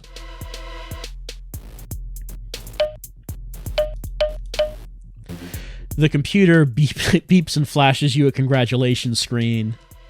The Hulkaroni and cheese trickles to a stop, and the door clicks open. You wade through the pool of pasta as quickly as you can. As you step out of the kitchen, you find yourself behind the counter of a small restaurant in the facility. You try to adjust your eyes to the lighting, looking around for anyone, when you suddenly hear a voice. Spade Samael, how do I know what Hulk Hogan tastes like? I mean, guy will do anything. Well, I mean, I guess he won't do anything for money anymore after the lawsuit, but guy used to need money pretty badly. Oh, Amber, are you the waitress? Huh? No. Oh, the service here is terrible. You're telling me I just almost died in the kitchen. That sounds rough. It was awful. There was cheese everywhere. That sounds delicious. Is there any more left? You open the kitchen door and let some of the Hulkaroni ooze out into the main floor, gesturing to it. Bully scoops some up and munches on it as you collapse in the chair next to him. Well, anyway, at least I found you. Can you believe it? The Silverdome. And we have to do all kinds of puzzles to get out of here? Do you think we'll get to see it? That legendary match? Do you think we really traveled back in time? I wasn't really listening. I'm good at puzzles, though. I can solve a Rubik's Square. What, really? You can solve a Rubik's Cube? It's easy. All you have to do is take out the squares and put them in the right place. Huh, I never thought about it like that. I guess that's one way to do it. Bully's approach to problem solving is truly inspiring. Maybe that's not the way most people would solve a Rubik's Cube, but who said there's only one way to arrive at the right answer? Taking this lesson to heart, you feel energized and ready for more puzzles now. You leap out of your chair and crack your knuckles. Crack. Come on, Bully. I'm sure there's another puzzle in this room. If we solve it, we can go find the others. Didn't that person on the loudspeaker say that there are 6 people? Who else is here? Bully glances from you to the cheese-soaked floor. I'll be with you in a minute. But Bully, that guy has your sword! Bully suddenly shoots upright. That's right. I need to get my sword back. He nearly knocks you down, stomping forward with sudden determination, as you try to grab onto his arm. There's a flash of light, and the room grows brighter and brighter. You let go of Bully and rub your eyes, trying to adjust to the sudden change. When your eyes adjust, you realize that there's a man standing in front of you. Hey! Jesus Christ! Bully runs over to him and grabs him up in a big bear hug. Hey, what's your problem? Touch me again and I'll kill you. Oh, Jesus, that's what you always used to say. Jesus starts laughing. Long time no see, Bully. I see you're just as strong as ever. Thanks, Jesus. Your flesh looks like it needs some weakening. No. I mean, I'm all right, thanks. Maybe later. What? Like, the real Jesus? Bully, I thought that was like another one of your sword oil hallucinations. You mean you really met the real Jesus? Bully turns to you and finally, reluctantly, lets go of Jesus. He looks so happy. Happier than you've ever seen him. That's right, I need to introduce you. Hindenburg, this is my pal, Lord Jesus Christ, Son of God, hallowed be his name, may he take mercy on us, sinners as we are. I've come to see you two for a very important reason. You met my envoy earlier, Hindenburg. Other priorities had me engaged, so I wasn't able to see you until this time. But it's critical now that I aid you two on your upcoming ordeal. There's only so much I'm allowed to do for you, so please follow my instructions carefully. Yeah, okay, wow. Bully, Hindenburg. It's Olku-chan, your highness, sir? Oh, I know your name, little buddy. I'm just messing with you, Haruka. He ruffles your hair affectionately. You're kind of mortified and beyond confused, but you figure you should just quietly go with it. Welcome to the astral plane, a realm that connects the world of the living and the afterlife. Bully, do you remember when I first taught you how to meditate? No. It was when you started setting everyone on fire. Oh! He what? Oh, don't worry, no biggie. All taken care of. People don't really need their limbs, you know.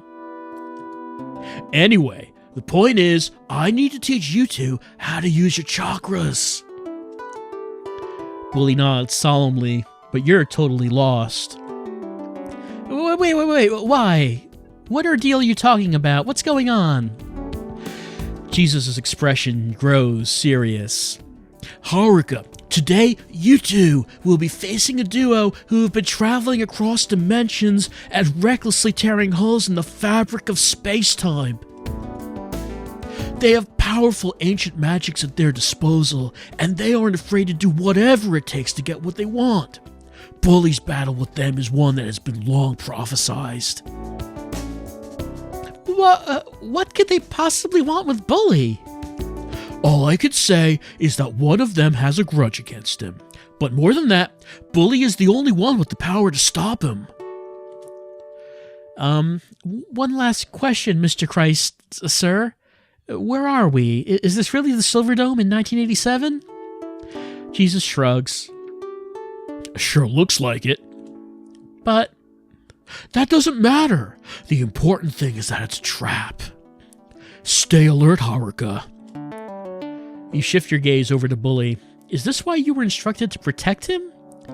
And yet, your eyes start to fill with tears, but you immediately blink them away. This isn't the time for that kind of thinking. To begin, you must first sit, but not like how other men sit. Assume a different position. Huh? How should I? You adjust your legs and try out multiple positions. Close your two eyes to the outside world and open your third eye to an inner world. You close your eyes tight and furrow your brow. Concentrate your focus at the base of your spine and generate a spiritual energy known as prana. You try to straighten your posture as you think very, very vividly of your spine. You think all of those little round bones in there with the little wing shapes on them. There are so many. Why do you even need that many? You imagine them bending like one of them little wooden snakes with the notches in the side. Those little snake toys are so cute. You always pinch your hand in them, though. You wonder if your spine is cute, too. Your concentration is broken with a startled yelp from the Son of God. Ah! You open your eyes to see the edge of his robe on fire. I found my piranha. Still just fireballs, huh? Jesus sighs wearily and magics up a vase of water to dampen the flames. Well, whatever. You should be able to work with that. He turns his attention to you. How are you feeling about all this, Haruka? Well, I was thinking a lot about my spine. And snakes? I tried sitting in a different way and closing my eyes, but I don't feel my chakras. What do chakras feel like? Are they smooth or like cold or something? Not really. To start with, just clear your mind, okay? Shift your focus and open your third eye. Here, try to transfigure this block of wood. He gently tosses you the wooden cube, and you set it carefully in front of you. You take a deep breath and try again, following Jesus' additional advice. After a moment, you see something in your mind's eye, something that won't quite come into focus. I see something. What do I do? Mold it into whatever you want it to be. I don't know what I want it to be. Try thinking of an object that's important to you, that holds a lot of emotional value. Something important to you? Maybe your Hulk Hogan wrestle buddy, or the signed photo of Hulk Hogan. No, those are important and you love them. But do they hold a lot of emotional value for you? What does that even mean? Suddenly, you think of the beautiful chest that Bully made in woodshop. Got it! Now what? Try to manifest it in the form of that block of wood. You're not sure how you're supposed to do that. That's kind of a vague way to put it, you think.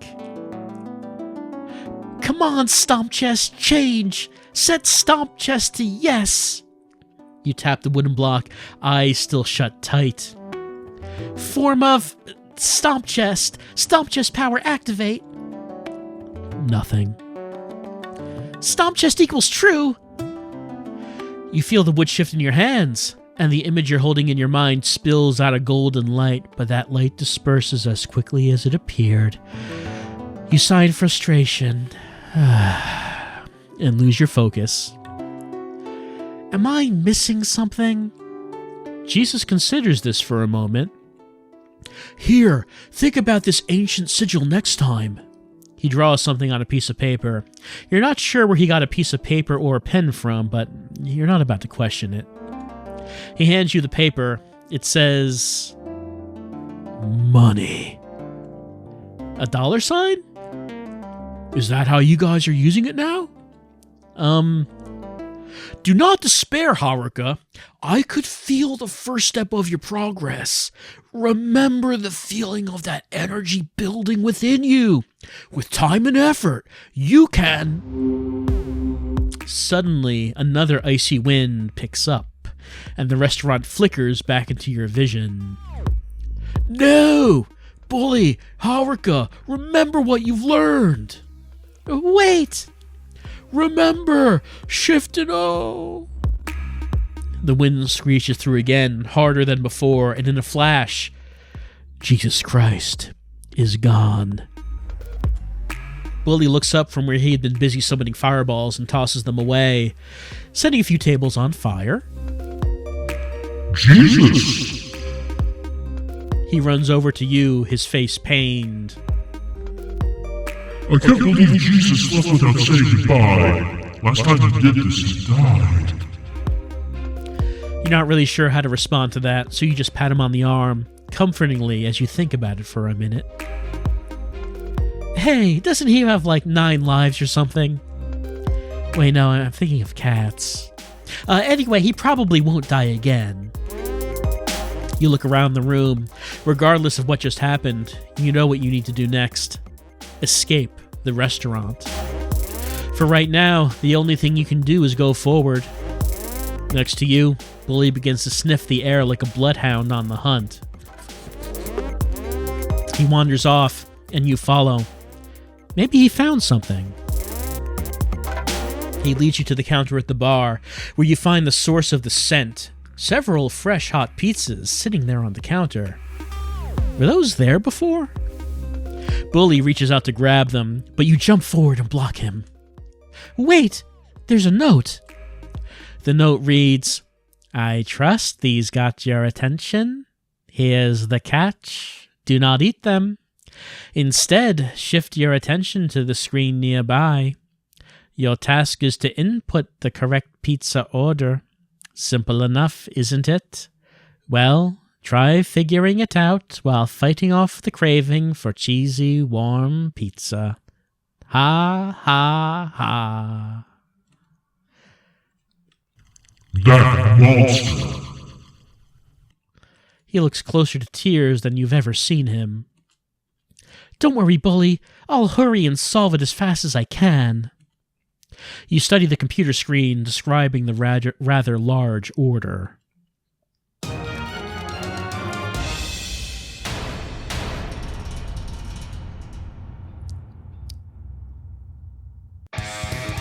Oh, goodness. Let's see. It's my birthday, so my pizza must be the biggest in order to satisfy my truly huge, thirsty, bulging muscles. You know breakfast is the most important meal of the day, so why not have it on a pizza? Can you smell what I'm cooking? Okay. So we choose the size, I guess. We want large. Toppings. Let's see. Breakfast is the most important meal of the day. So I mean, can I have more than one thing? Yeah, I can. So bacon would probably be one. Maybe scrambled egg. Possibly ham. I'm not sure how many toppings there should be.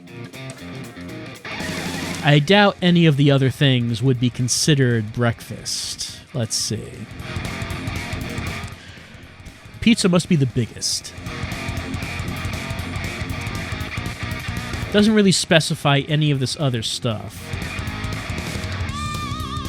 I mean, we want the biggest, so I would guess deep. Ham is breakfast sometimes. I don't know what kind of ham they're thinking about. Are they thinking about breakfast ham or dinner ham? I don't know. Let's see. Cheese. I guess we want extra cheese. Sauce. He doesn't specify the sauce. And neither Alfredo or ranch really specifies breakfast. So I would say regular. The dough. I mean, he doesn't actually mention beer. Cooking? I would assume he would want it regularly cooked. Are there any other clues here as to what we might need to do? I feel pretty good about bacon and eggs, because that is a breakfast thing. I feel good about size being large, crust deep, cheese extra. Sauce dough cooking doesn't really specify anything in the description. The least amount possible. I mean, he does mention, can you smell what I'm cooking? So he is cooking. Is he cooking regular, or is he cooking well? How much is The Rock cooking? Yeah, the answer can't be no cooking, because we can smell what he is cooking. I don't see any other clues, so I'm going to submit this. Oh, The Rock is pleased. Now for the next pizza. Okay. To me, size doesn't matter. Since I'm dead anyway, I only require that my pizza is served cold, like revenge. I'd also like it full of black pits, with a spicy kick, like my soul. Also, not many people know this, but my soul drips with creamy cheese. Alright. Size doesn't matter. I'm going to say medium. Let's see. He requires his pizzas cold, so no cooking. Raw pizza. I'm almost tempted, next time I order a pizza, to order it raw, but I'm not gonna.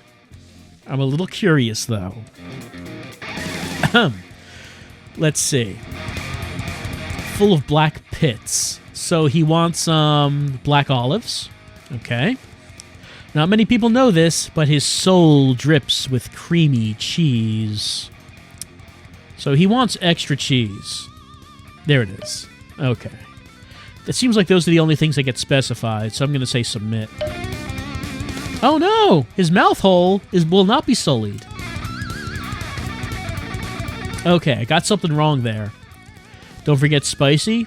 Oh, spicy kick, like my soul. I did not notice the spicy. Okay.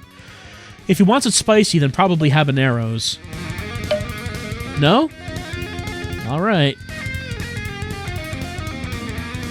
Okay. Black olives. I put habanero on it because he wants spicy. Size doesn't matter, so I put medium.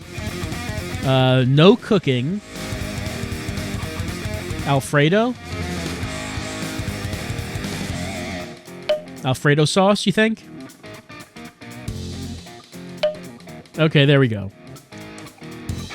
He wasn't interested in spice, he was more interested in the cheese. He wanted as much cheese as possible, even the sauce being replaced with cheese. That is a guy who really likes some cheese.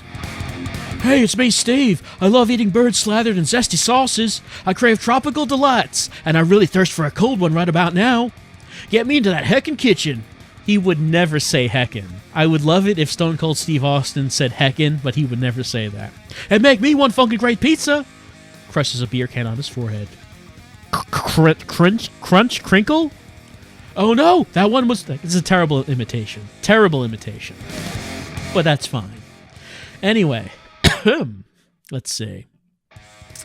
He likes eating birds, so chicken, slathered in zesty sauces, so I guess ranch. He craves tropical delights, so, oh no, Steve Austin, do you like pineapple on your pizza? Say it ain't so, Steve. He thirsts for a cold one, so he wants beer in the dough. Let's see. Eating birds. Maybe he would want eggs, since birds will come from them. That seems like probably everything. There we go. Oh, well, you know, I'm a nice guy. You can just give me whatever. Something vegan would be nice. The most important thing is no cheese.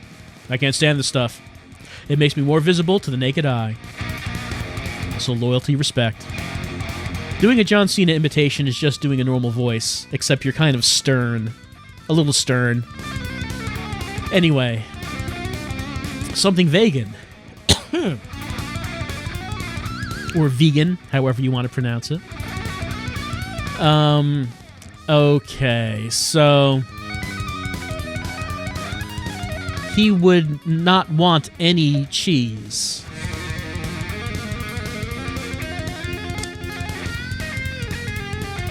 Is that the only thing?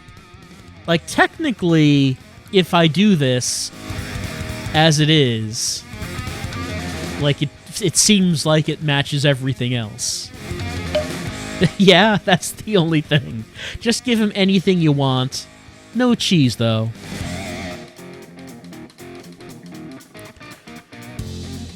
Triple H imitation. Man, I can't really... I'm trying to think now. My mind's blanking, actually, on Triple H. That's weird, because he talks a lot. It's been a while since I've actually watched wrestling. Here's Triple H. I'll keep this brief. Hopefully my request won't give you grief. However, I must ask you to please keep my motif. I think I got it. I think I nailed it. Let's see. Keep his motif.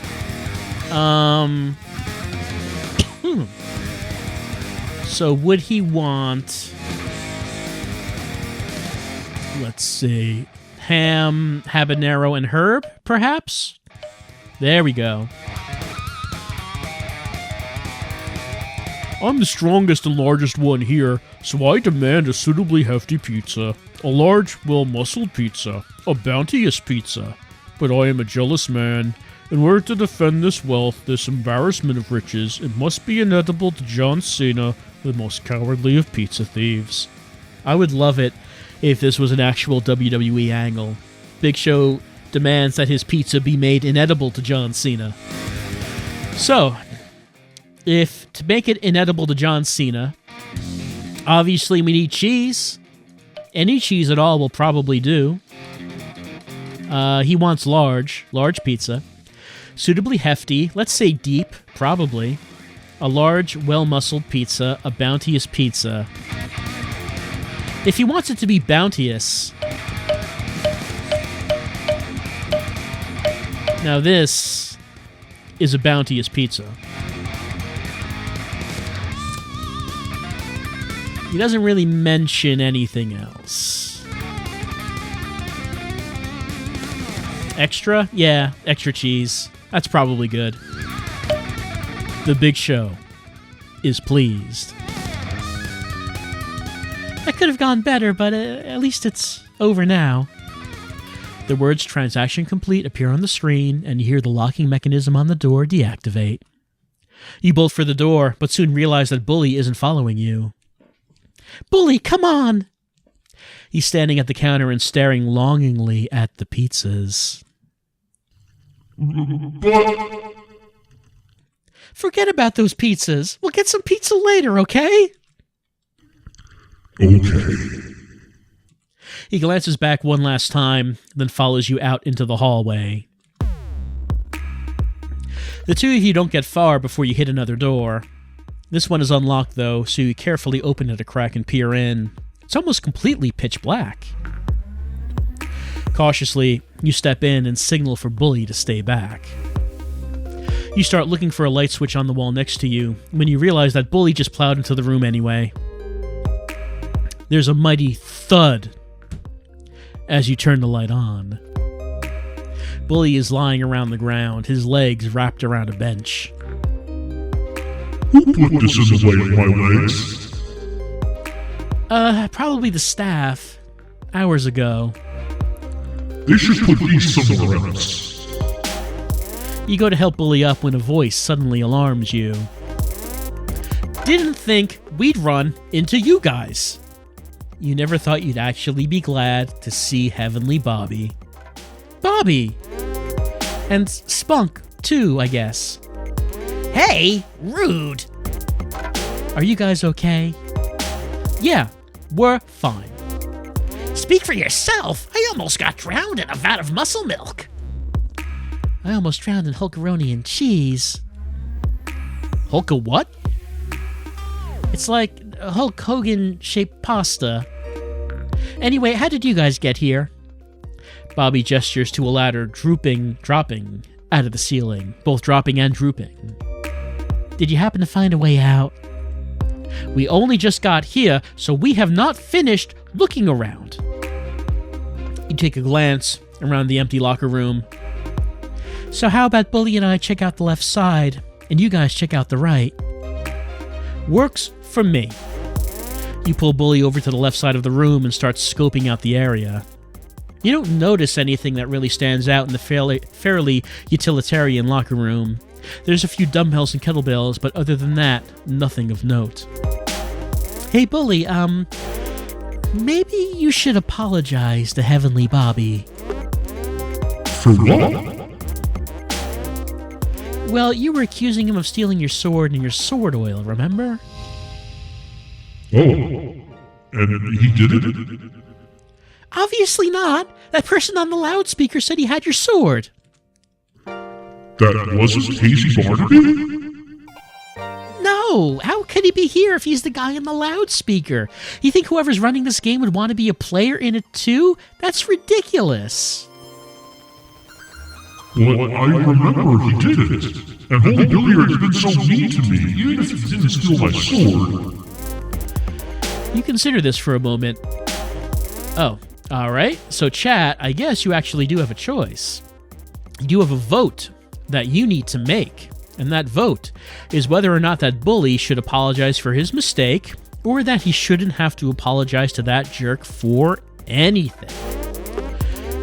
One or two. Those are your choices. 1 to apologize, 2 to not apologize.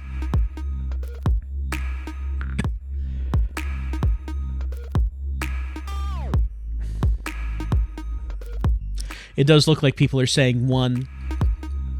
Even though Bully might have his pride, sometimes it's good to swallow your pride and just apologize. Maybe that'll just make things better for you in the long run. So it looks like 1 is definitely going to win. So we are going to end the vote, and we are going to choose 1. Bully should apologize. Bully, you thought you remembered me buying you a can of sword oil, but I didn't. Maybe you're wrong about this too. You really should apologize to him. Be the bigger person. But I'm already bigger than him. I'm bigger than everyone. You know what I mean. It's a figure of speech. He stares blankly at you. I mean, just go apologize. We need to work together here. If you think I should, then okay. I trust you, Bulky. You pat Bully on the back and give him a little smile. Hey, Bobby, could you come over here for just a moment? He peeks out from behind one of the pillars in the center of the room. You rang? Handsome Roderick. I can only assume that's an attempt at my name? What do you want, Bully? I was wrong. I'm sorry. Somebody else took my sword. Finally. I told you that myself, but you didn't listen. I thought I remembered a thing, but the thing I remembered wasn't a real thing. Sometimes I remember things that aren't things. What the heck is he saying, Holku-chan? Well, it happened with me too. Bully's been remembering stuff that has or hasn't happened. I've been getting a serious case of deja vu myself. Well, whatever. It's over with now. So does that mean that you two are still gonna fight in the finals? Absolutely. Like I said at the dance, I have my own revenge. That poor innocent uniform. But, well, I guess that doesn't matter right now. Gotta get out of this creepy pace first. With that resolved, you and Bully resume your search until Bobby calls out to you from across the room. Hey, there's a set of scales over here, right next to a locked door. You head over to where Bobby and Spunk are. I bet that's the locking mechanism for the door then. I wonder what it is we need to do. You spot a note next to the door. It reads, match the weights of each of the contestants of this faithful match. The scale on the right subtracts from the scale on the left, and the difference is the final weight. Your margin of error is within 10 pounds. You all must stand on the scales. Oh, God. Who would know that? Hulk Hogan weighed 295 pounds and Andre the Giant weighed 525 pounds. How in the hell? Looks like we'll have to do them one at a time. Let's get going. First up, the Hulkster. Have I saved my game yet, Kogaronis? Actually, no. I haven't saved anything. I guess I probably should. There's a save right here. We'll save, and there we go. Let's see. The instructions say that the total weight on the right-hand scale is subtracted from the total weight on the left-hand scale. For example, if there's 75 pounds on the left and 50 pounds on the right, the final total is 25 pounds. All students must be on a scale, but you don't have to use the kettlebells. First, set up the scale so that the difference is between 10 pounds of Hulk Hogan's approximate weight at the time of the fight. Bully's the heaviest at 650 pounds, so he should go on. I guess we would put him on the left, and then everyone else is going to subtract from his. Bobby's the second heaviest at 230 pounds, so he should go. So let's see, if we did that, we're now at 420, bro. Obviously, this is the right one. Spunk is the second lightest at 170 pounds, so he should go on. Okay, so if we put him on the right, let's see. 320, 250. He'd be 250. which would put us under Hogan's weight. I don't know how heavy Hoku-chan is. I assume she weighs more than like 45 pounds. Maybe we should put Spunk on the scale with Bully. Okay. And put Hoku-chan on the right, and let's see what happens. 50-pound kettlebell. Okay. Let's see. What are we at right now? Actually, it's 430. So let's put that on the right. 75 pounds.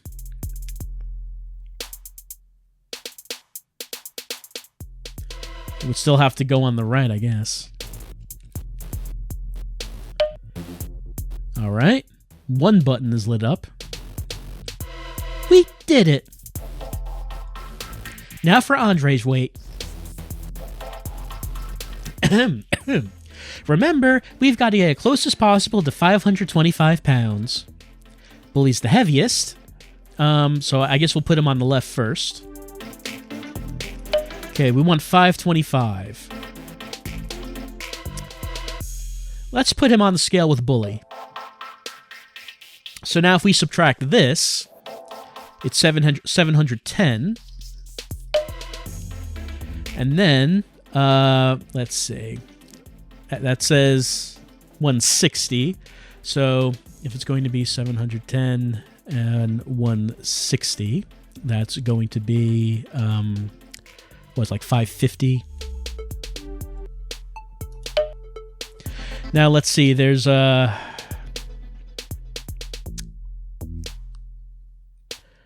remind me of the weight again. What was it, 535? I'm thinking that the 50-pound kettlebell should go on the right and then 75 go on the left. Let me just try that. Buzzing sound. Nope, we have to try again. 525 pounds. All right, so what I had, let's see, 880. Sorry, getting a little coffee here. 880 minus 380, 500. So, should I have gone the other way around on that?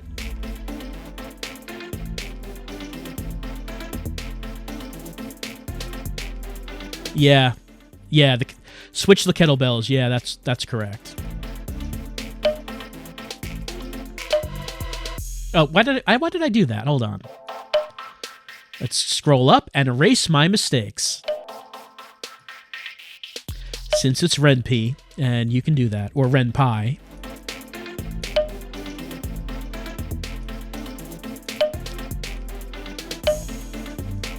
Nope. Did I do the same thing?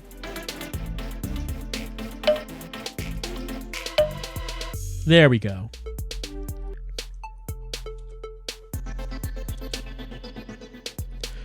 The door opens into a long hallway. The only light comes from a sconce on the wall beside you, while the rest of the hall is in the shade. You back off to let everyone else file into the room. You notice a shape moving at the darker end of the hall, slowly getting closer. What is that? I think it's his dog. No, it's a woman holding an umbrella. Doesn't it look more like a horse with a mohawk?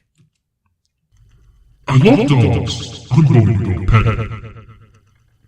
Well, wait, Bully. What if it's not a dog? What if it's that guy who took your sword? You start to chase after Bully, who has begun the full-out sprint down the hall to pet the dog. The walls shake with each mighty footfall, and few picture frames crash to the floor. Kirash, smash, shatter. Bobby squints into the darkness from the entryway. On second thought, it might be two people kissing. Or maybe a vase. You kind of wonder whether he can even see what you guys are looking at, or if he's just making stuff up. Either way, your priority right now is Bully. You're still a long ways behind him, and before you can catch up, he suddenly crashes into the figure and ends up on top of them. Bully-kun, it's good to see you, but could you please get off of me? This dog is really weird. Doesn't have any hair, and looks just like the principal. Bully, that is the principal. Principal Tongue, are you all right? I've been through worse. How about you two? Well, you know, almost ran in Hulkaroni, made some pizzas, opened some chakras, stuff like that. Sounds like you've been busy. Another figure quietly emerges from the dark behind Principal Tongue and offers him a hand. Bully is still pinning him to the floor. With a surprising display of strength, the principal actually pushes him off and stands up. Are you alright, Sensei? Daijoubu. You realize it's the same person who gave you the warning at the dance. They're still in disguise, even now. You storm up to them and they quickly turn away from you. Hey, is this still all according to your Kaikaku? It was never my plan, Haruka. But, well, no. The plan has completely gone off the rails. This is what we wanted to avoid. Did Jesus at least make any time to train you and Bully? Yeah.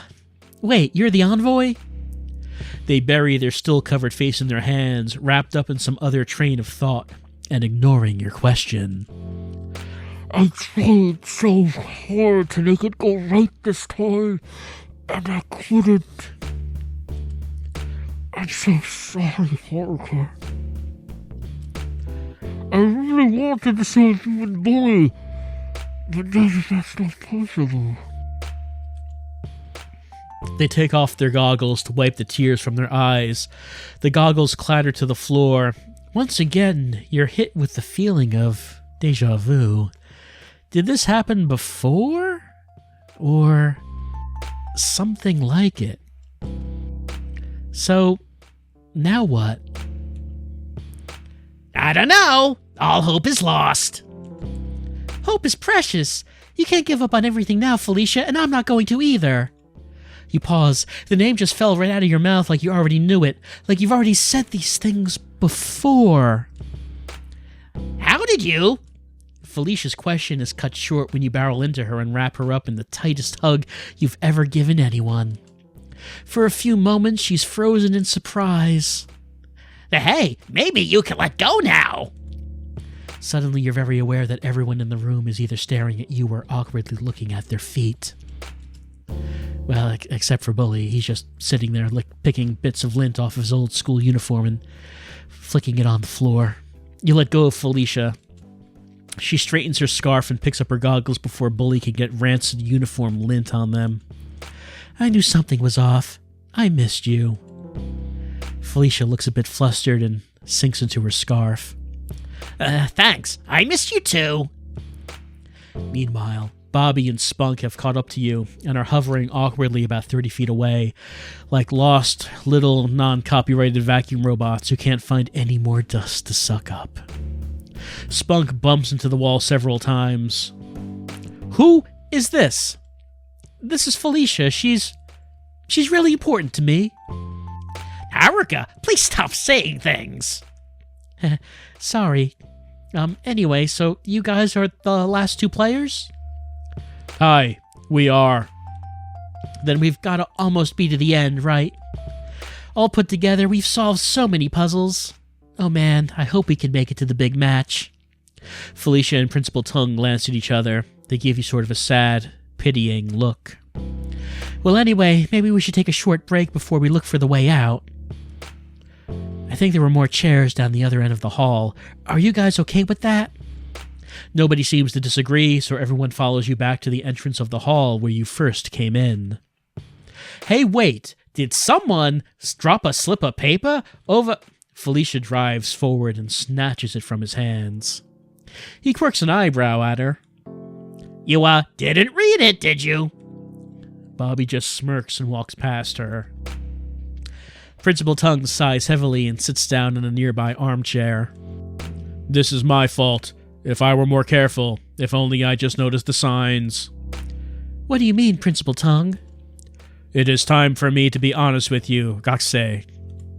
You see, I am what you might call a Mahu Oji-san. You are all well aware that I am quite young, despite my age. Young beyond my years. There's a reason for that. In my youth, I was a boxer and a wrestler. I was there when they first founded what would one day blossom in what we know as the WWE today. Roderick McMahon was a good Tamagotchi of mine. But as I grew older, I could feel that fighting spirit fading away from me, and so one day, I learned of my family's secret ancestry. I found hidden documents written by the famous explorer Ponce de Leon, written with clues and codes, which eventually led me on the chase to find the Fountain of Youth. But unexpectedly, that journey led me far across the globe to a country known as Japan. It was there that I eventually found that fountain, which was bestowed upon me by magics of protection and health. Because of those powers, I was given great longevity. I ended up falling in love with Japan, and spent some time there after completing my journey. One day, I returned to the fountain to thank it for its gift, only to find that it had been drained. I panicked, feeling responsible for its destruction. I was lost in sorrow, and it was then that I discovered anime, the fine art of Japanese animated storytelling.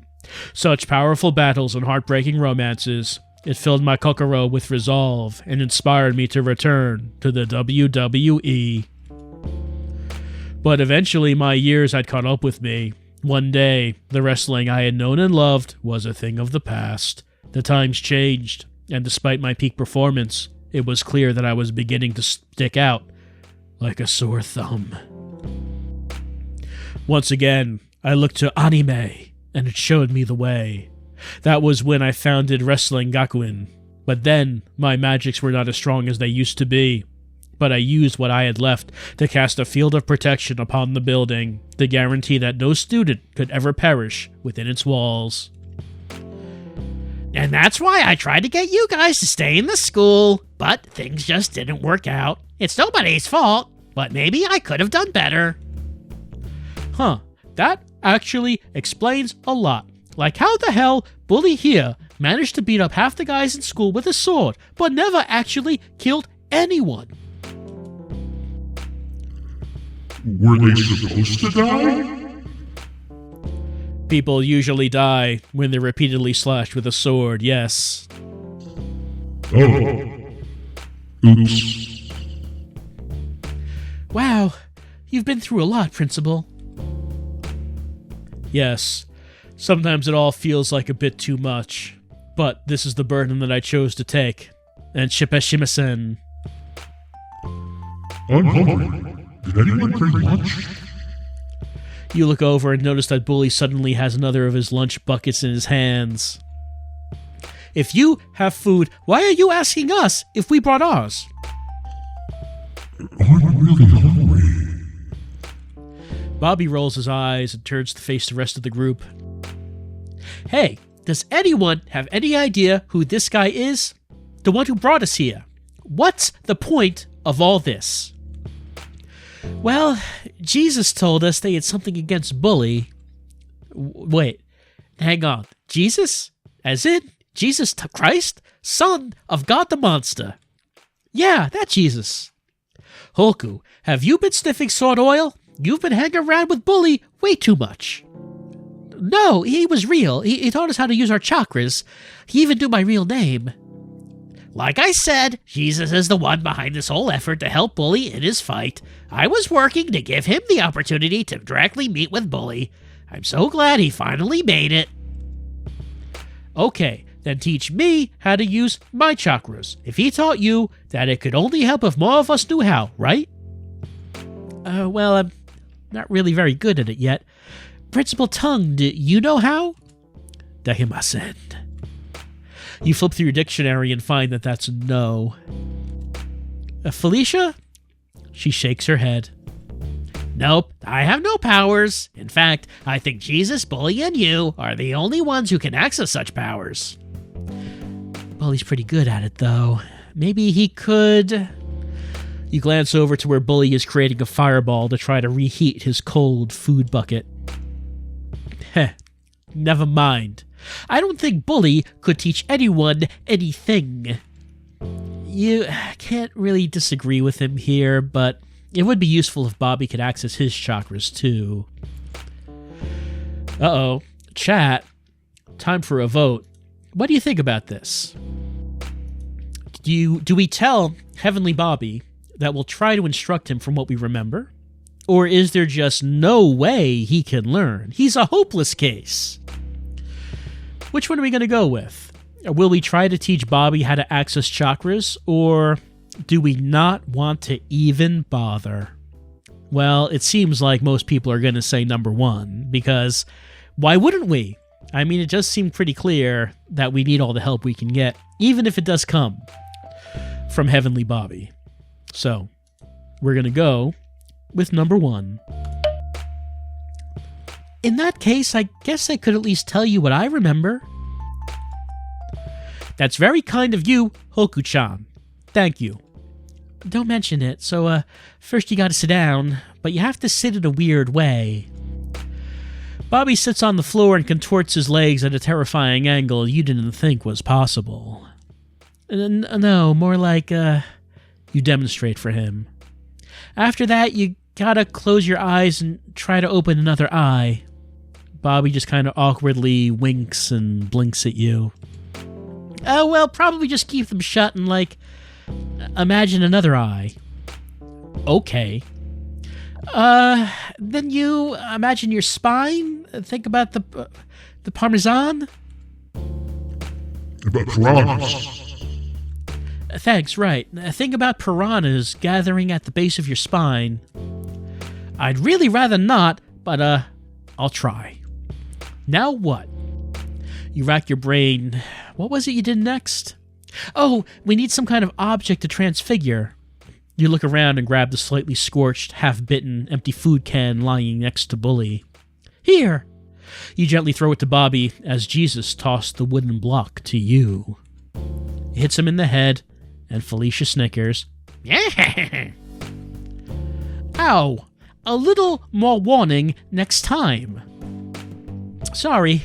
Try, thinking about that object being a different object? He shuts his eyes again and does as you suggested. But 10 minutes pass, and nothing happens. Well, this is a bust. Forget it. Bobby stands up and jabs the food bucket into Bully's hands, who eagerly takes it back and eats it like a crumb left on his shirt. Thanks anyway, Holku. I'm sorry, I just can't remember well enough. It's fine. Let's just keep going. Where's the next puzzle? The group splits up, and soon enough... Hey, I think I found the exit. You hurry over to Felicia, who's standing in front of a door with large, square panel on it. Ah, yes, of course. She starts checking out the panel, looking for something to activate it. As soon as her other hand hits the surface, it lights up, and the grid is covered in strange symbols. Some kind of a maze or something. You look around for a note, but there's nothing. Clearly, it's the door puzzle.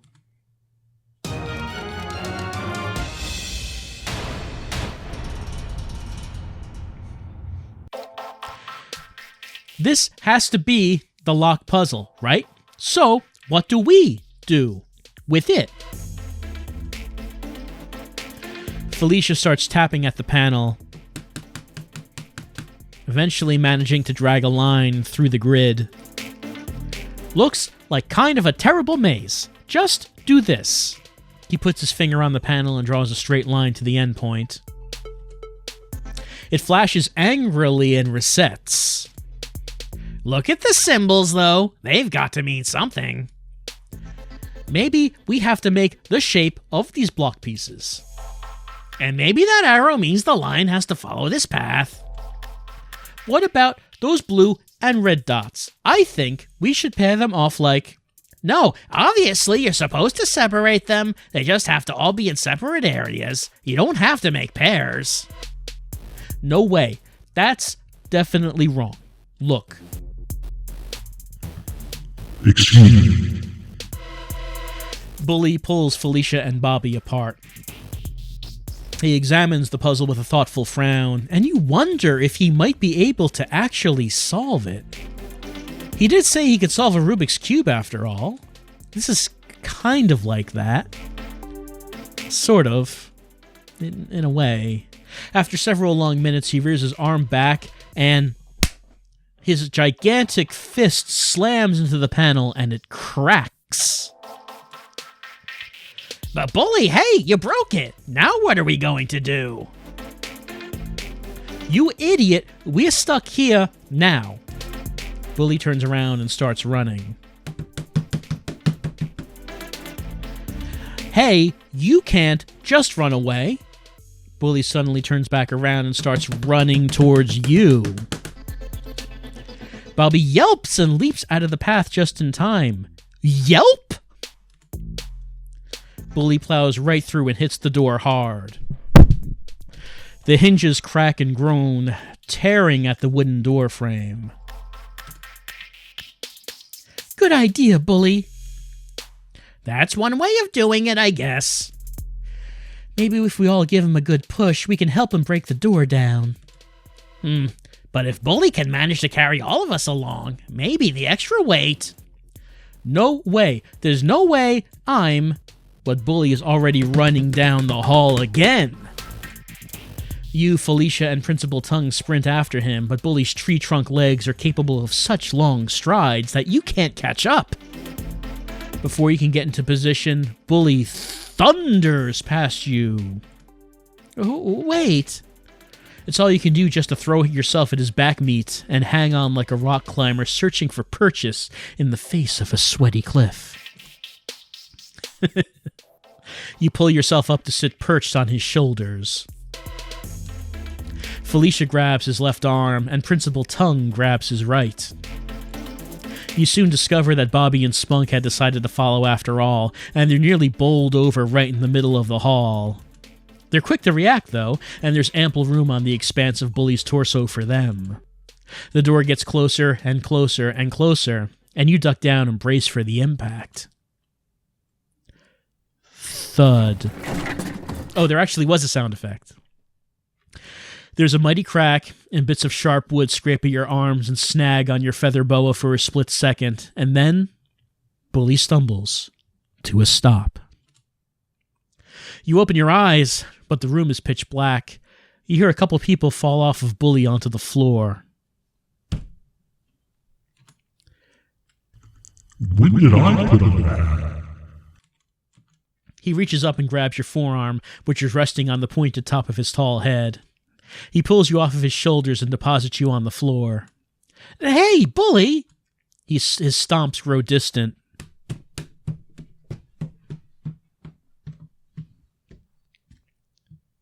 And you wonder exactly where you are, and where everybody else is. Felicia? Principal Tongue? Bobby? You hesitate, trying to remember that other guy. Spunk? Haruka, where are you? It's so dark in here. This is what we get for not doing the puzzle correctly? Let's all just try to find a wall to get ourselves oriented. Maybe there's a light switch somewhere. You try to grope around as you look for the wall in the pitch-black room, trying to make sure that you don't bump into anything. Suddenly, you hear a soft splat as your hand sinks into something moist. There's a distant click, and the entire room is enveloped in bright stage lights. You jump back and look down in your hand covered in frosting, and boy, you sure hope that's strawberry jelly. Trembling, you turn your gaze upward. I have to try to remember his voice. Well, how forward, my dear, but I'm afraid you can't have a bite, oh no. You can't have your cake and eat it too.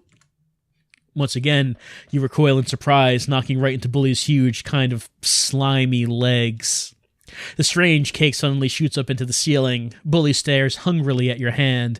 You wipe the frosting off on his shirt for him. Well, what is this? As your eyes adjust to the light, you realize the 6 of you are standing in front of a stage that seems to be set up for some kind of game show. There's space for 2 teams to play against each other. What's going on here? I'm sorry. What's going on here?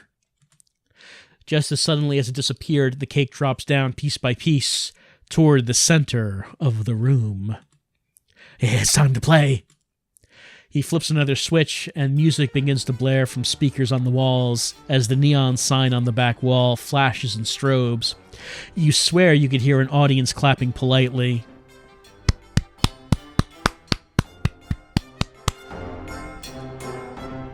A friendly fight. And what the hell is that? The cake just ignores him and continues doing a slight dance as it talks. I'm your host, Hellcake. On this side, we have the Wrestle Gakuen team. The left side of the stage lights up and displays your team name. Hellcake pauses, and then gives all 6 of you a bone-chilling glare. Get over there, will you? You look around at your team, who seem to be all just as confused as you, except for Principal Tongue, who just stands there tight-lipped and grave. I suppose I should mention, whichever team should lose our little game tonight will also be losing their heads. The disembodied audience roars with applause. We've got no choice, Gakusei. What do you mean? Do you know what this thing is? Vaguely, Hoku-chan. That cake is really creepy, but a game show can't be too hard, right?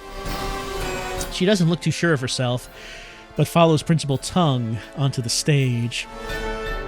One by one, everyone joins them. You take the spot at the front. Felicia takes the one next to you, Bully after her, followed by Bobby, Spunk, and Hercules Tongue. Gambatine. Hellcake prances off to the opposite team. And playing against Wrestle Gakuen, the Birch family. The other set of podiums light up to reveal a group of faceless wooden mannequins. An easy win then. We don't even have proper opponents? I wouldn't say that. Felicia sounds kind of panicky, and you follow her gaze to see the mannequins stumbling around, taking their places. A couple of them whirl their torsos around excitedly. Time to begin. Hoku-chan, Barkley, get up here. You cautiously step up to the buzzer in the center of the stage, and a wood puppet stiffly ambles forward to meet you. Now shake hands. We do want this fight to be friendly, don't we? The wood puppet holds out a hand, and reluctantly you very loosely hold it and shake once before pulling your hand back to your chest. The wood puppet spins its torso around nervously. We asked 100 people. Where's your favorite place to go for pasta? Your heart leaps. There's no way you're going to get this one wrong. You slam your palm down on the button. But you're too late. The wood puppet across from you falls over and lands on the button. You wasted too much time being excited.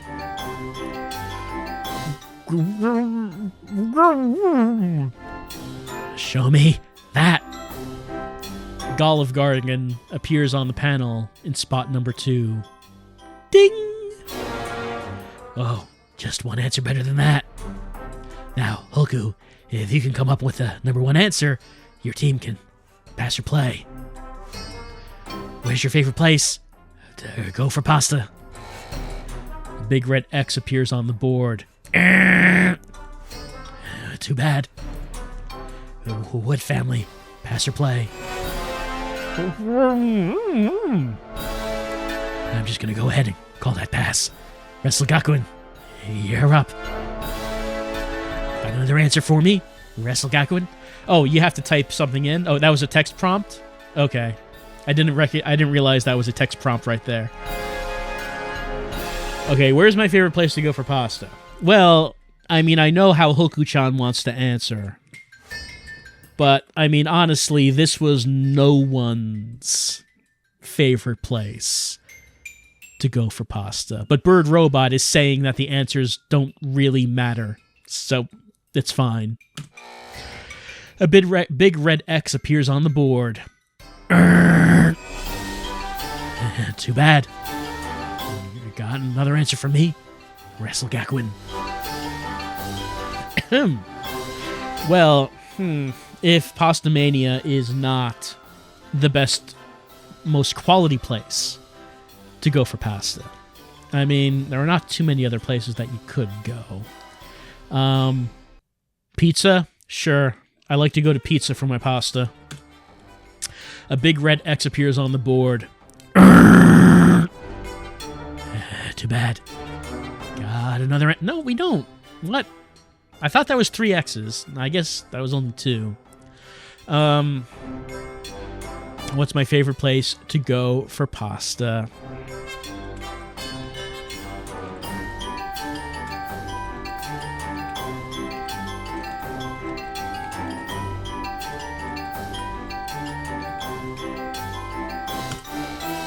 A big red X appears on the board.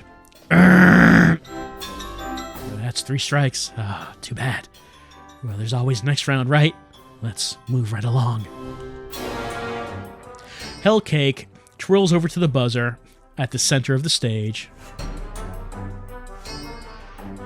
Bully Demise, Russell, come on over. Oh, try entering answers in lowercase, like maybe the capitalization was making it wrong. Okay. Bully ambles over, and so does a wood puppet. Name a type of wrestling move that's always part of a good strat. Before the cake can finish talking, Bully slams the button so vigorously that the entire stand collapses in a pile of rubble. Stomp. Hellcake kicks the garbage off the stage, and a new stand rises up through an opening in the floor. Show me stomping. There's a buzz, and an X appears. What? How can this be? It's not possible. What? Bully holds his head in his hands and stares uncomprehendingly at the board. Looks like that's not up there either. He glances from Bully to the wood puppet, looking a little disappointed in both of them. You know what? Let's just go on over to Team WrestleGakwin. Bully perks up as he sees the cake pass him and tries to take a bite, but isn't quite quick enough. I need an answer, Team Gakwin. You got one for me? Got another answer for me? Okay. Yeah, okay. We remember in the classroom, pile drivers, yes. DDT, yes. So, I mean, and also muscle. We want muscle. I mean, would pizza? Try pizza again? Okay, I mean, pizza's always good. Part of a good strategy. I can't disagree. The cake quirks a strawberry at you. Show me pizza. The board lights up and pizza appears in 4th place with 1 vote. Ding. Got another answer for me? WrestleGakwin. All right. We know Stomps is not it. I mean, Bully already answered that. It's not on the board. So I wonder if we just should answer the, dunno. I mean, okay. Let me see dunno. Show me, dunno. Nope, buzzer sounds red X. Too bad. Our next guess. All right, let's try a pile driver. Show me, pile driver. Nope. Huh. I mean, I don't know if there'd be anything else that we could go with. Rotating torso, spinning arms. Of course, the wood puppets would agree. Lariat and elbow drop. That's 3 strikes. Well, there's always next round, right? Let's move right along. Hellcake turns over to the buzzer at the center of the stage. Here comes the last round. On your toes, Team WrestleGakuin. Hercules, Tongue, Woodrow, come on up. We asked 100 otaku, who's the most moe anime character? The principal's face lights up as he slaps down the buzzer. It would have to be Magical Michichichi Haruren. What did he say? Magical Michi Rooney. Magic Mike. I don't think either of those are it. Meanwhile, Hellcake points dramatically at the board, doing a fancy little turn that sends his layers spinning and flecking the floor with frosting. Show me, Magical Michi, whatever. The board lights up. Ding. It's number 4. There are 5 answers that can beat it, Woodrow. Oh, sorry. That's not one of them. Pass or play, WrestleGakuin. Does anyone else have any guesses? No. Do I look like I watch anime? Spunk shakes his head. We'll play. Principal Tongue excitedly returns to his place at the podium. I know one. Pizza. That doesn't sound right, but I don't know enough about anime to dispute it. You turn to Principal Tongue, who's looking very confident. So, why did you say we play? We don't know anything about anime.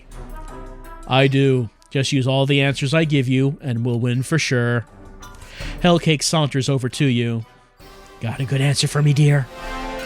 Bully leans over to you. Pizza. You glance nervously at Principal Tongue. Say, Commissary Kimone. All right.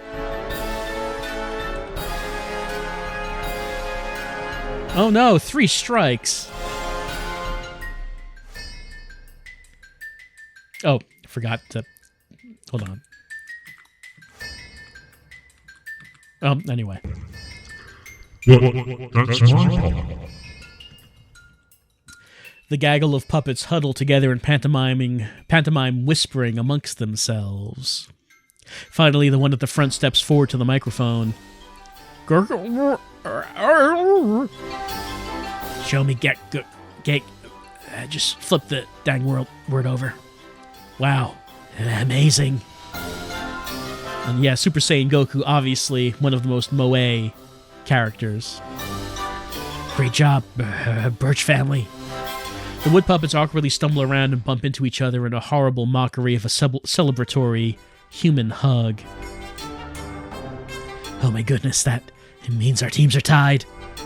You lean over and look at your scoreboard. Suddenly, the number changes to match the wood puppets team's score.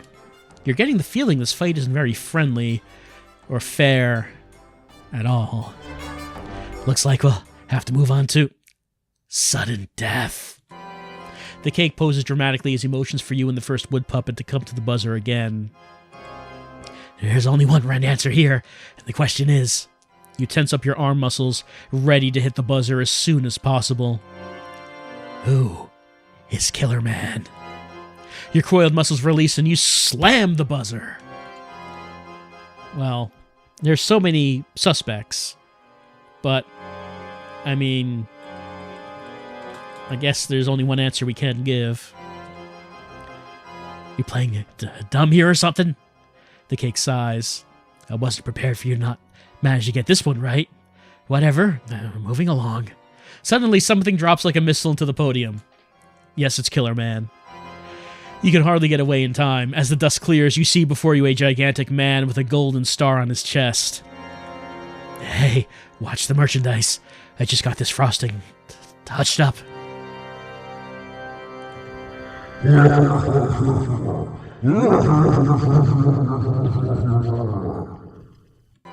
What the heck? Hate the cut and run, but this kind of combat just isn't my style. Hellcake shoots up into the ceiling as you scramble away. The lights of the walls of the set start pulling away. You go to stand behind the podium, but that too slides away. After a moment, the whole set is gone, leaving you, Killer Man, and your friends standing alone under a spotlight. There's a loud click as another light drops down behind Killer Man, illuminating a wrestling ring behind him where a lone figure stands. Another hooded figure, huh? Well, I guess it's the one we've already used. You've finally made it. I appreciate the efforts you've made to complete my trials. The figure lifts their arm, raising a gleaming sword upwards. Shing! As promised, I have your sword, Bully Demise. Bully lunges forward, only to be blocked by Killer Man. But you won't be having it just yet. He slides the sword into a scabbard at its waist. Shk! You. Who are you? The figure laughs and takes a step back, letting the light spill over him, revealing his face. Counselor? Please, please, you can't be that surprised to see me here. I think we all knew this was going to happen eventually. After all, it was written in stone. What do you mean? Allow me to explain. Long ago, in another place and another time, I was once an archaeologist. My crew and I were on a dig, excavating long-abandoned ruins just outside of Cairo. We found only a simple, humble tomb, but something within the tomb interested me. An ancient carving depicting some sort of event. At the time, I couldn't really understand it. But it stayed in my mind until the day finally came. The day that I met him. I had retired to live on a harmonious, distant island and study the magics of nature within. All on the island lived in peace, beating each other up repeatedly and sometimes exploding into meat, as good friends do. But one day, a storm blew through, desecrating that holy land. His visage was forever burned into my memory. It was you, Bully Demise. You committed the ultimate sin. You consumed everyone and everything on the island, destroying the delicate balance of nature. Were they tasty? Still just as foolish and heartless as you were then. It was you on that ancient tablet. You and another man that I had not yet met. Was it my friend Jesus Christ? No! Let me finish my story. After you committed your terrible act, I vowed vengeance upon you and took it upon myself to liberate this world from the terrible burden you've placed upon it. My powers alone were not enough, so I sought after many ancient magics to add to my arsenal. He turns his gaze to Principal Tongue. You led me right to it. The Fountain of Youth. Thank you for that. No, it was a gift to all mankind. It was not meant for you alone, Mystic. I am mankind's savior. I like mankind. He has a cool mask. No, you idiot. He does not mean the wrestler. He does have a cool mask, though. Yeah, but... Ahem! So, empowered by this world's mana, I sought the other man in the carving. But he could not be found within my realm. I cut my way into other realities and eventually, I found that place. Michael Reynolds' virtual horror land, Illbleed. It was there that I found my greatest ally. The man you see before you today, Killer Man. After that, it was only a matter of finding Bully once again, at the right time and place to ensure my victory. Shinjiro Renee, was everything you told me a lie? Everything you did just to gain my trust? So you could betray us all? You misunderstand. This is no betrayal. Bully Demise is the scourge of this world. You're on the wrong side, Tongue. I don't believe you, and I won't let you hurt him.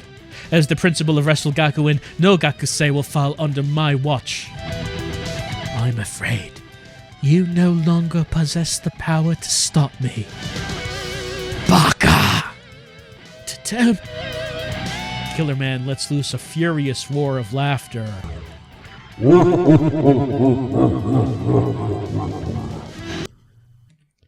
Bully Demise, enter this ring and meet your demise. The mystic rises up in a flurry of dark clouds, ascending far beyond the ring below. Killer Man whips his massive claws at Bully, grabbing him and pulling him into the ring. He drops Bully on the mat and moves to the opposite side. Okay, thanks. I was going to come up here anyway, but I like to reserve as much energy for stomping as I can. Almost immediately, a loud mechanical sound cracks through the air as a massive cage drops down over the ring. I guess that's how that would sound. That's right, ladies and gentlemen. Tonight's match will be Hell in a Cell. You search around and notice Hellcake sitting in the press box above. Bully glances up hungrily at the cake. A bolt of panic runs through your mind. You've got to keep him focused somehow. Bully, come on! You just ate a food bucket! Bully looks sadly at his empty, foodless hands. I guess you're right, but now I just want some more cheesy broccoli rice, too. I wonder what cake would taste like if I put it in a bucket with some rice. Don't even think about it, buddy. I'm not into that kind of thing. Focus, Bully. You gotta beat this guy so you can get your sword back. You're right, Helpy. He narrows his eyes and stares down his opponent. Now, Bully, before we begin, you should know. This is a clean fight. You'll notice that there are no chairs, no tables, no stairs for you to pick up and carry around. And oh dear, look at that. No sword either. He once again holds up Bully's sword tauntingly, then places it carefully on the table next to him. Good luck, Mr. Demise. The mystic laughs as the bell rings, signaling the start of the match. Ding, ding. Killer Man doesn't waste any time charging head first into Bully's torso. The two are nearly matched in size, and it takes little effort for Killer Man to heft Bully upwards into a suplex. The mat snaps with full fury as the collective weight of the two rains hard on its surface. No! Bully! Bully somersaults back up and stumbles back a little while Killer Man laughs. He kind of does that a lot. Bully shakes off the dizziness and decides to charge back at Killer Man. Yeah, get him! Before the attack can connect, Killer Man phases out for a moment and appears on the other side of the ring. What kind of strange move was that? I've never seen anything like it. What? That's not fair. I thought you said this was a clean fight. It is. We didn't say anything about magic. Why, Bully's free to use magic too, but what's that? He doesn't have any. Too bad. Bully looks around from side to side like a dog who just witnessed a magic trick. Bully, behind you! Before he can react, Killer Man strikes his arms down dramatically and shoots an array of stars and sparks at Bully's back. Bully crashes into the ropes and turns himself back around. My back feels like an electric fence. Bully, listen, you gotta focus. Use your chakras. Oh yeah, I forgot I could make fire. Bully summons a ball of fire and hurls it at Killer Man, who easily teleports aside. Undeterred, Bully summons fireball after fireball, but his opponent evades each one. Low-level chakra opening is no match for interdimensional magics, you fools! Bully, try doing a lariat. I don't know what Larry's at, Hugo. No, like, next time he charges at you, just smack him with your forearm. I only have 2 arms. This! You point desperately at your forearm. Oh, you mean the arm shape. Okay. Killer Man lets out another cackle. Oh. Yeah, that's it. You can do it, Bully. Bully looks down on his leg, which is bleeding a little. This guy is really sharp. Like a can opener or something. Killer Man looks up and suddenly unleashes another blast of sparks from his star face, slightly scorching Bully's mask and blinding him. Oh, who turned on 100 lights? Killer Man grabs Bully's face and whips him overhead and straight into the mat. The ring thunders from the intense blow. Bully, are you okay? No, my face hurts a lot. Killer Man grabs Bully's legs and whips him around, only to smack him down again. This is starting to be less fun. Speak for yourself. You're starting to panic. Bully's in bad shape. The sharp points on his opponent's costume have dug scratch lines into his thick layer of blubber, and his face isn't exactly looking any better for having been slammed into the mat several times. There's no way he can win this match. Like I kept trying to tell you guys, he does not even know how to wrestle. He just stomps and throws his weight around and brings garbage into the ring. Garbage, you say? Hey, Haruka, I have an idea. Huh? He's not going to win unless we can stack the deck in his favor a little. Are you seriously saying we should cheat? Look, it's not exactly a fair fight in the first place, and if he loses... She glances fearfully at the large, faceless wrestler. Fine, you're right. So what do we do then? Bully's strengths are his stomps and his sword. He's only got one of those right now. He needs his sword. But the Mystic has it. How can we steal it back when it's right under his nose? Wait here. Felicia turns and runs off before you can respond. You exchange a worried glance with Bully, and out of the corner of your eye you catch Felicia giving a quick nod to Principal Tongue. Are they planning something? Your attention turns back into the ring as you hear the crunch of Bully's face hitting the mat once again. Is what that would sound like. Bully, he's trying to overwhelm you. Look for an opening to escape or something. Oh, it's no fun if you don't fight back, is it? Are you really gonna run away now, Bully? Bully looks from Hellcake to you. Yes. I'm sorry, Head Pastry. Killer Man once again prepares to throw Bully, but Bully kicks out of the grab and tumbles away. As Bully gets up on his feet, Killer Man charges straight for him. Bully charges right back, his meaty arm extended, completely missing, as Killer Man wraps an arm around Bully's leg and knocking him off his feet. Bully, that was the wrong arm! Oh. Killer Man hooks his arms around Bully's legs and starts spinning him rapidly into an Irish whip. He goes flying headfirst into one of the corner posts. You flinch and look away. As you do so, you notice that Spunk is staring at something outside the ring with interest. At what? He points at the platform with the Mystic stands face to face with Principal Tongue. Oh no! What's the Principal doing? He can't take the Mystic on alone. What do you think you can accomplish, old man? I may be old, but I'm still in peak form. I don't have the same level of Mahou as you do, but if I could stop a megalomaniac from hurting more people on his path to vengeance, then I'll be happy. I don't need my magic to defeat you. The Mystic throws down his robes and gets into fighting position. Principal Tongue throws the first blow, nailing the Mystic right in the jaw. Less than a second later, the blow is returned with a fierce uppercut. Punch after punch, kick after kick, the two fight in perfect balance, each strike a chord in a symphony of old man fury. They grapple and dodge, weaving around like two old cobras with fists. It's then that you spot Felicia several feet behind the Mystic, creeping cautiously towards the sword, but just as she reaches for it, she trips over something lying on the floor. You! What do you think you're doing? Felicia stands up and grins confidently.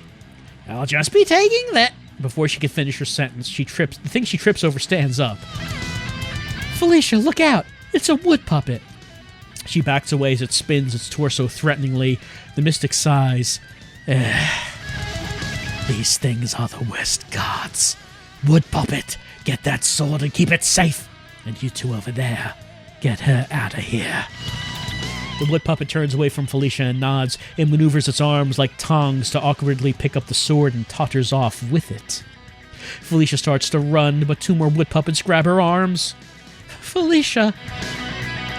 You try to chase after them, but Bobby holds you back. You're just gonna get yourself hurt running off like that. But you struggle wildly and manage to wrench your arm from his grasp. Hoku, wait. You run and don't look back. You follow the wood puppets at a distance as they wind their way through the hallways and up and down stairs. You have no idea where they're going, and you're not sure that they do either. Finally, they lead you up to the press box where Hellcake sits and taunts Bully. You duck into the shadows and watch as the wood puppet carrying the sword drops it at Hellcake's feet. Hellcake looks at the wood puppet skeptically. And, what am I supposed to do with this? The wood puppet whirs. I don't know if you've noticed, but I don't exactly have arms. The wood puppet stumbles off and returns later with a giant novelty spring-loaded boxing glove arm. It jams it into Hellcake's right side. All right then. The wood puppet picks up the sheathed sword and sticks it in Hellcake like a birthday candle. Hellcake looks a little bit bemused. You think. It's hard to tell with the way its face is, but it does sort of a weird sort of shrug, and then turns back to the match. Let go of me! Felicia almost frees an arm from the wood puppet's grasp, but not quite. You've got to make a move soon. You rack your brains for a plan. It's coming down to this. We got to use our puzzle-solving skills to save Felicia. Let's see. Well, there's the thing. There's a desk. It's just a desk. The drawer has a pencil and some string inside. Take the pencil and string. Yeah. Open the book and look inside. It seems to be about Hulk Hogan, an unauthorized biography. You're infuriated. How disrespectful to... Hang on. This says Hunk Hogan. Huh. It's kind of heavy, though. You could probably throw it at someone and do some damage. But you've only got one shot at it and multiple targets. You should prepare somehow before attracting any attention. You set it back on the desk. Okay, let's see. There's a monitor up there. It's a TV monitor mounted on the ceiling. Not a very modern model. But if it's really 1987, maybe it is. Let's see. The wood puppets are holding Felicia tightly. Hellcake is just standing there, looking down at the ring. Alright, it doesn't look like there's really much anything else we can click on. Can we use the string on something? Maybe if you tied the string up there somehow, you can make some sort of trap. But how can you not only get up to the ceiling, but also escape the notice of the wood puppets and Hellcake? Huh. Combine? Okay. I am tying the string on the pencil. And on that? Of course, it's so simple. If we can get Hellcake all tangled up in this string, then maybe... Throw the pencil string on the monitor? Yeah, sure. You throw the string rack pencil at the monitor, and it lodges itself in the crook of the ceiling mount. The string is dangling down. All right. Yep, it is. I can't click on the string, but it's there.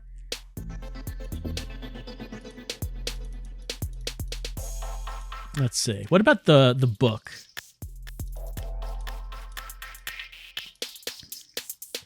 Okay. Who should this be thrown at? Hellcake or the wood puppets? So, if we throw it at the wood puppets, maybe that might let Felicia go. If we throw it at Hellcake, I mean, the wood puppets are going to see us, but we do want to get the sword. we have a string that's hanging down from the TV. Maybe someone could run under that, catch themselves on the string, and then the TV would come down on them. And considering that Hellcake has like a sword coming out of his head, it seems like he might be able to do that.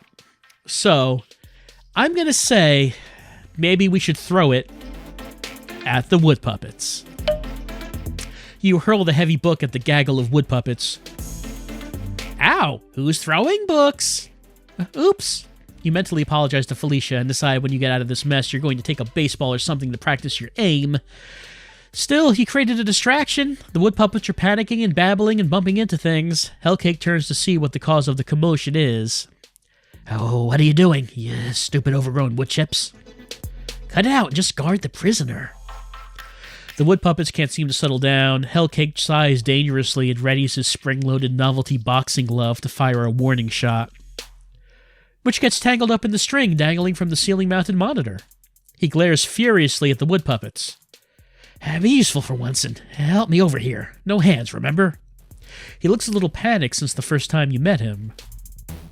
Okay. Let's see. Yeah, it looks like only one thing I could click on. Ha! You yell out a nonsensical war cry as you rush Hellcake and grab the spring-loaded boxing glove arm. What? You pull as hard as you can and manage to dislodge it from its bed of frosting. You aim it at Hellcake, then pause to think of a really cool action movie star line to say. Well, chat, I guess I'll give you the option of deciding which of these lines we will say. Which action movie line should Hoku-chan finish off Hellcake with? The first one, talking about Punch. Because, the boxing glove arm. Let's see. This cake has gone bad. I mean, we're not really doing anything with garbage. Better call a baker, because I'm going to ruin your decorations. I don't know how that makes sense. Make like a tree and leaf. I mean, that is the lamest one, so maybe it's appropriate. I'm not sure what this has to do with... I guess that has to do with the wood puppets, right? It does appear that people are going for number 4. Number 4 seems to be winning. So, I think we are going to pick number 4, make like a tree, and leaf.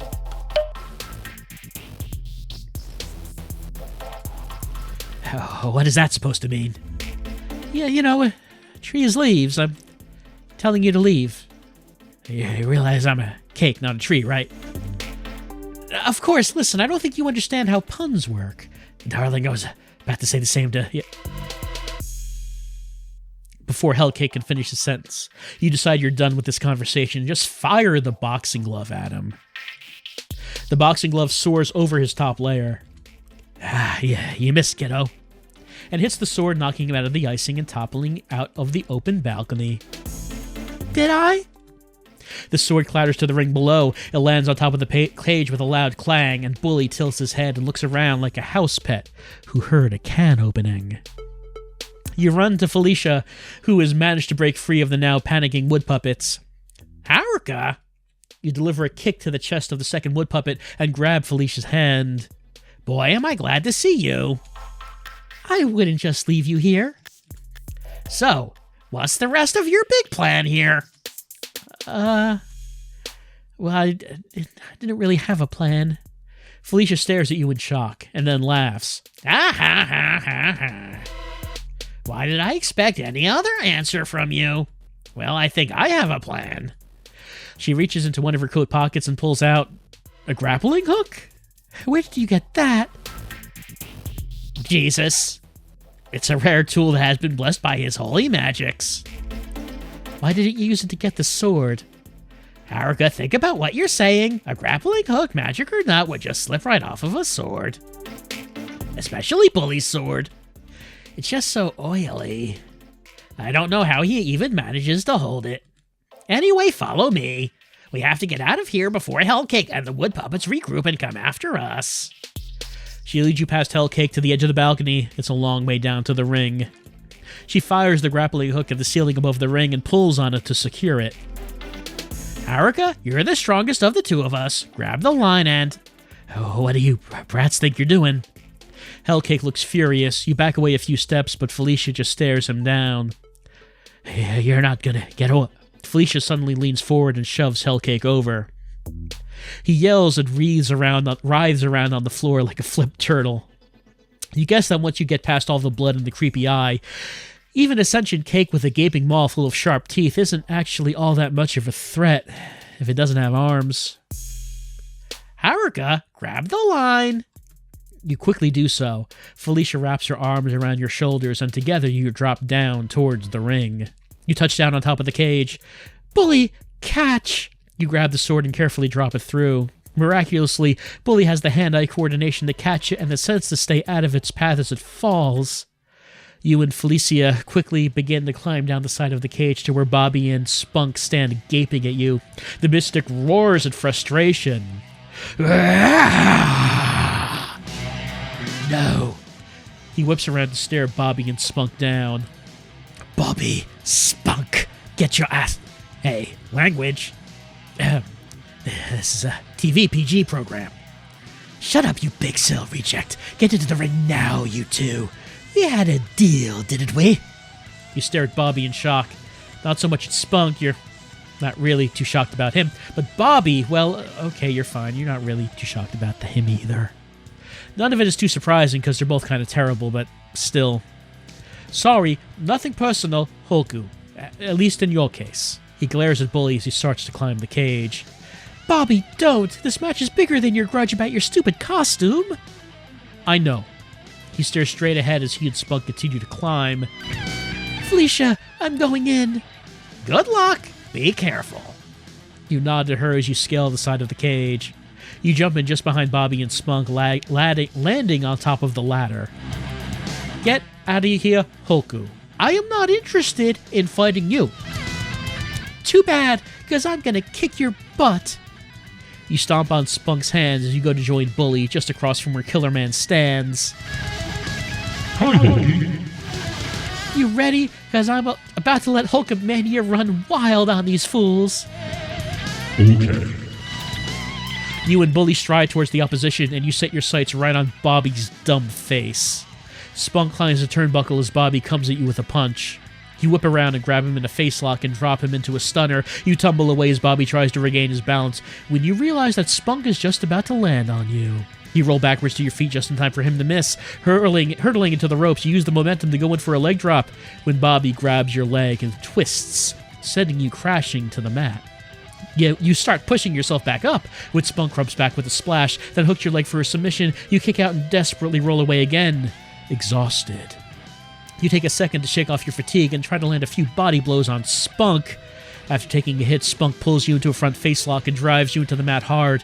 You collapse into the mat, rolling onto your side, breathless. It'd be best if you just stayed down. You roll over and glance at Bully, who has his hands more than full on the other side of the ring. He looks even worse off than you do at this point.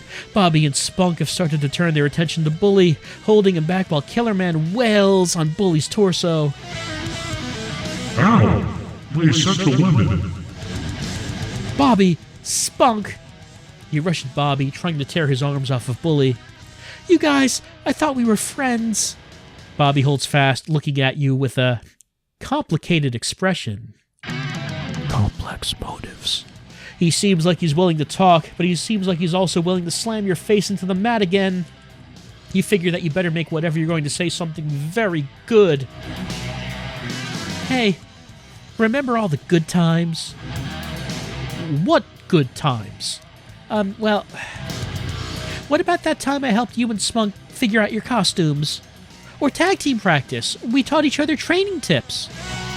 Huh? Or when we went to dinner and you called in those musicians. Or when we teamed up for the final and beat Bully.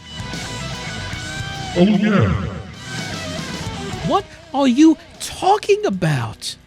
I know you can remember, too. We all can. Things that happened in another reality, or whatever it was. We were friends once. Sorta. In a way. You hold out your hand to him. He eyes it suspiciously and grabs it in a strong handshake. He leans close and whispers to you, "I can't believe you, Hoku. You really thought I'd betray you?"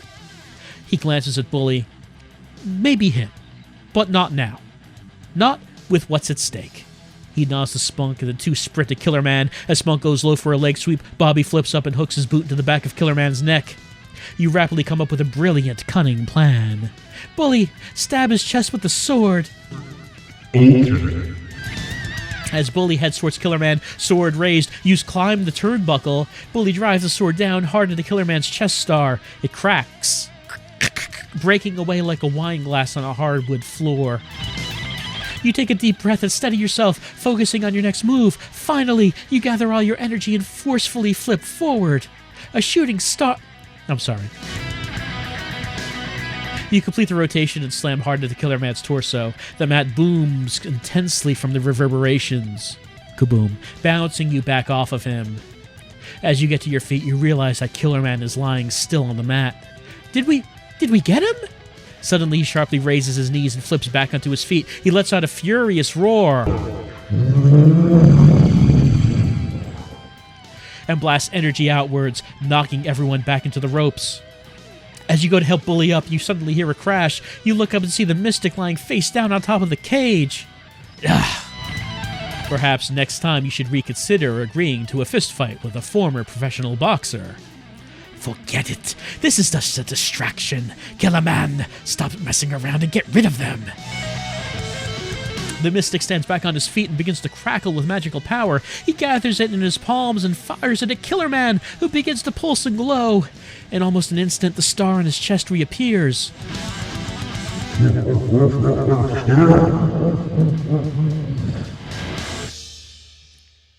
Uh-oh.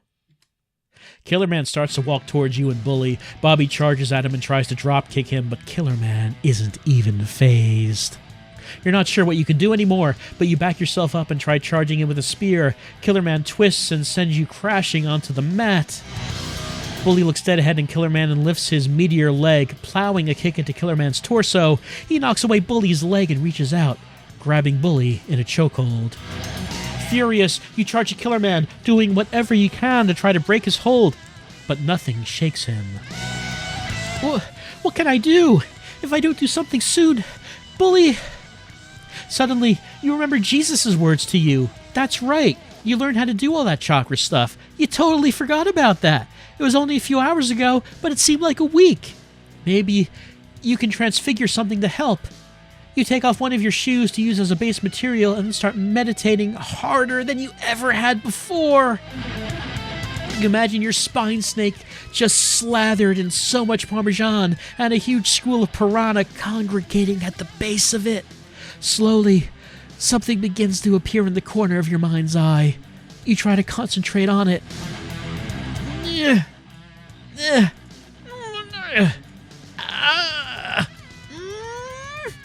Suddenly, wood puppets begin dropping down into the ring. A few of them pin Bobby and Spunk. Another group hold Bully in place as Killer Man takes position and tenses himself. A light rapidly gathering at his chest. Bully struggles, but in his weakened state he can't break free of the wood puppets. Bully, no! You scramble to your feet and start running. You have no idea what you're planning to do. You're just filled with the urgent need to get there and do something. Fueled by pure adrenaline, and before you even realize what you're doing, you throw yourself onto Killer Man's back and push him down, and realize that you've ended up on top of him, staring down the metaphorical barrel of his laser cannon. Then, everything gets bright. It's so bright.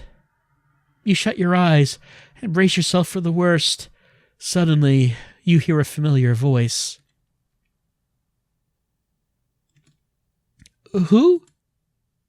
You open your eyes and look around.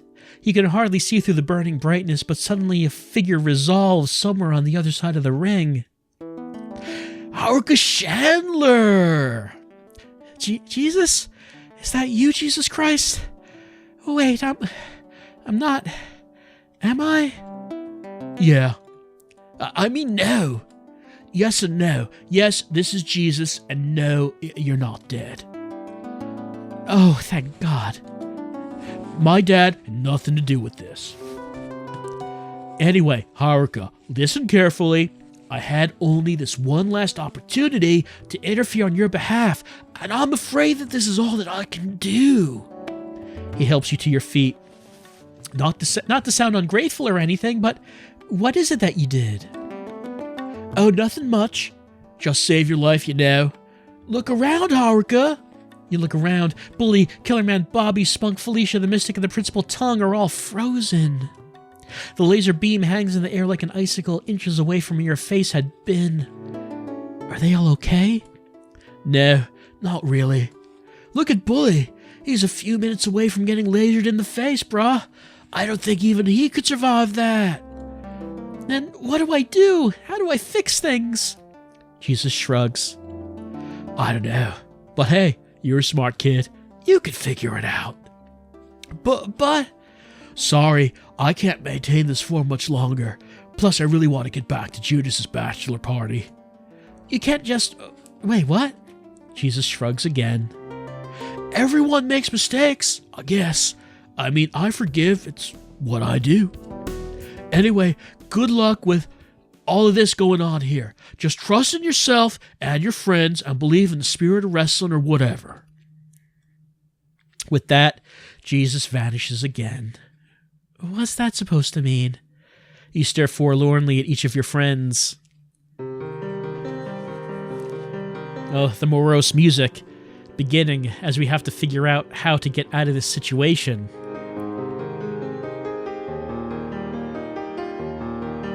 It doesn't look like we can click on any... Oh no, we can't click on things. Poor Bully, you're determined to save him somehow.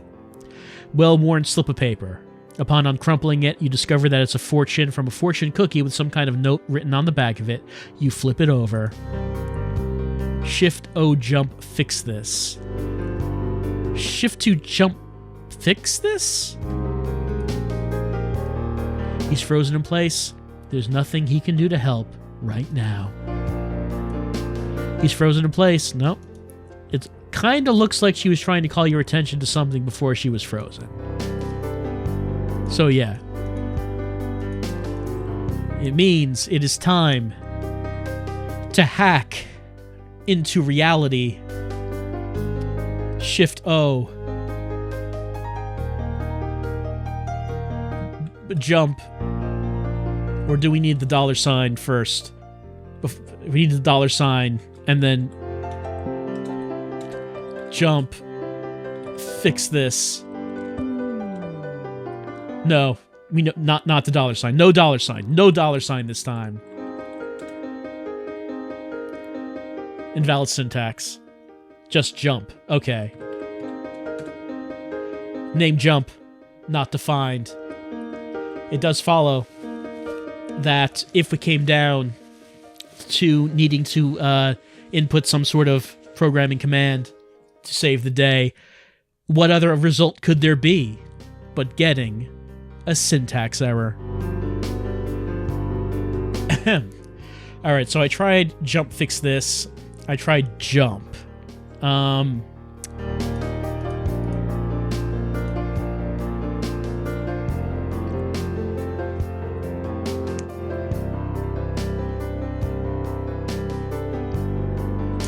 Let's see.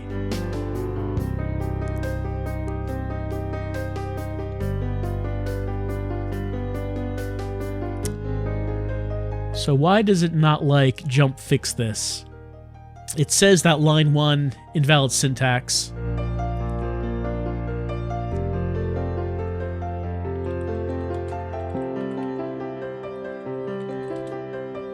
Whoops, that's not... I misspelled that.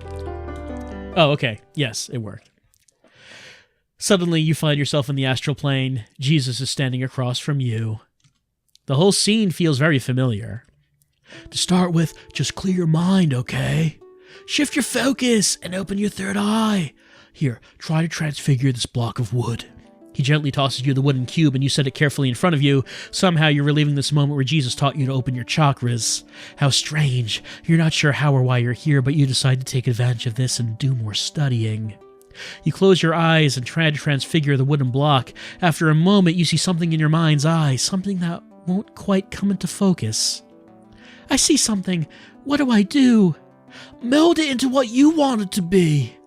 You think back to the fight and try to figure out what would be the most useful object to bring into the ring.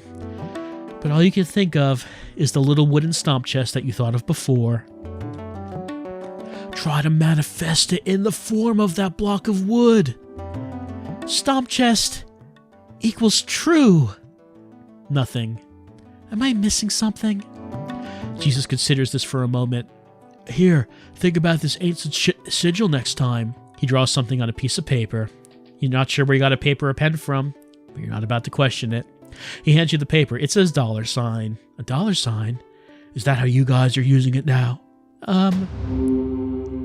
Suddenly a cold wind blows through and you know what's coming. Just like the last time, the restaurant flickers back into view and Jesus disappears. You look down at the paper again, but the words have changed, and now it simply says, Shifto jump another chance. All right.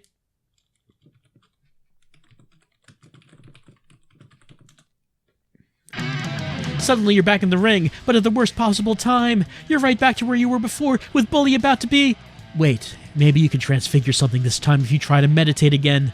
You take off one of your shoes to use as a base material, and then start meditating harder than you ever had before. You imagine your spine snake just so slathered in so much Parmesan, and a huge school of piranha congregating at the base of it. Slowly, something begins to appear in the corner of your mind's eye. You try to concentrate on it. So, at this point, you could just enter it then.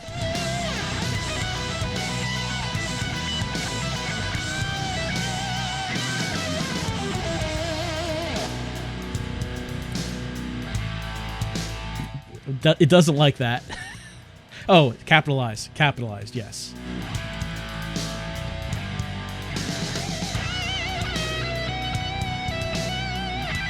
Your mind fills with light, and you open your eyes with shock, but the ring is filled with the same bright light. You look down at your hands and find that you're no longer holding your kind of gross shoe, but the stomp chest. You're thrilled that you actually transfigured something, but you're not sure what help a wooden chest would be in a wrestling match. Open it, Hoku. But the lock's broken. You dig your fingernails under the lid and try to pry it open. Surprisingly, it does so quite easily. And as you lift the lid, a warm, bright light spills out. The chest of legend. The mystic breaks his concentration for a split second, horrified by this turn of events. That split second is all Bully needs to shove his way out of the hold. He stomps Killer Man a few times for good measure, but soon the golden light envelopes him, and he stops and looks around in confusion. Huh?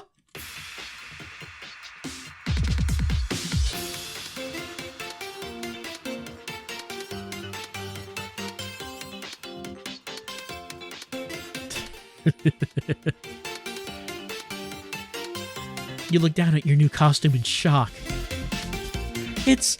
It's the costume I designed back at the start of term. In a flash, all of your remaining memories came flooding back. You feel an overwhelming surge of love for all of your friends. Bully, Felicia, Bobby, Spark? Anyway, you're totally feeling the love. You feel renewed and recharged for the final push. You grab Bully's moist hand and look up with him with determination. Let's do this. I thought we were doing it already. Well, yeah, but let's win now. You turn to the now weakened and confused Killer Man. In the name of love and wrestling, we'll stomp you. The mystic screeches in frustration. All right, screech in frustration. That's about as much of a screech as I'm gonna get out. And pours more power into Killer Man, who bursts into a fiery light once again. Killer Man roars and charges at the two of you, and you look quickly at Bully. Arm shins! Okay. He holds up his arm shins in understanding. The two of you rush at Killer Man, and Bully hooks his arm around Killer Man's neck while you drop down, sliding behind Killer Man and sweeping his leg. You look at Bully and gesture down, running towards him. He kneels and sticks his hands out. You step into the middle of his palms. Your boots fit perfectly, as if you were made to stand on him. He rushes back to his feet and throws you upward. You flip like a cheerleader and land hard on Killer Man's neck with a split leg drop. He gargles in pain. Bully, remember when I told you to stomp softly? Yeah. Stomp him hard. Bully's eyes light up, and he immediately starts putting the stamp down on Killer Man's torso, stomp after stomp, shaking the ring like a rickety old washing machine. This is fun! Killer Man rolls away, trying to escape, but you rush at him, jumping and wrapping your legs around his neck and tearing him down to the mat again. Bully gleefully jumps in with another round of reckless stomps. Killer Man is starting to look rough, his stars cracked and a few cuts making themselves apparent. After a while, he passes out. You motion to Bully, and he pins him easily. No, I won't lose. The Mystic looks furiously at the limp, bruised body of Killer Man. He's silent for a long moment, then begins to laugh.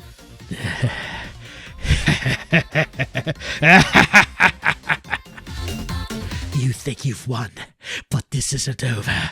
On the very fabric of space-time.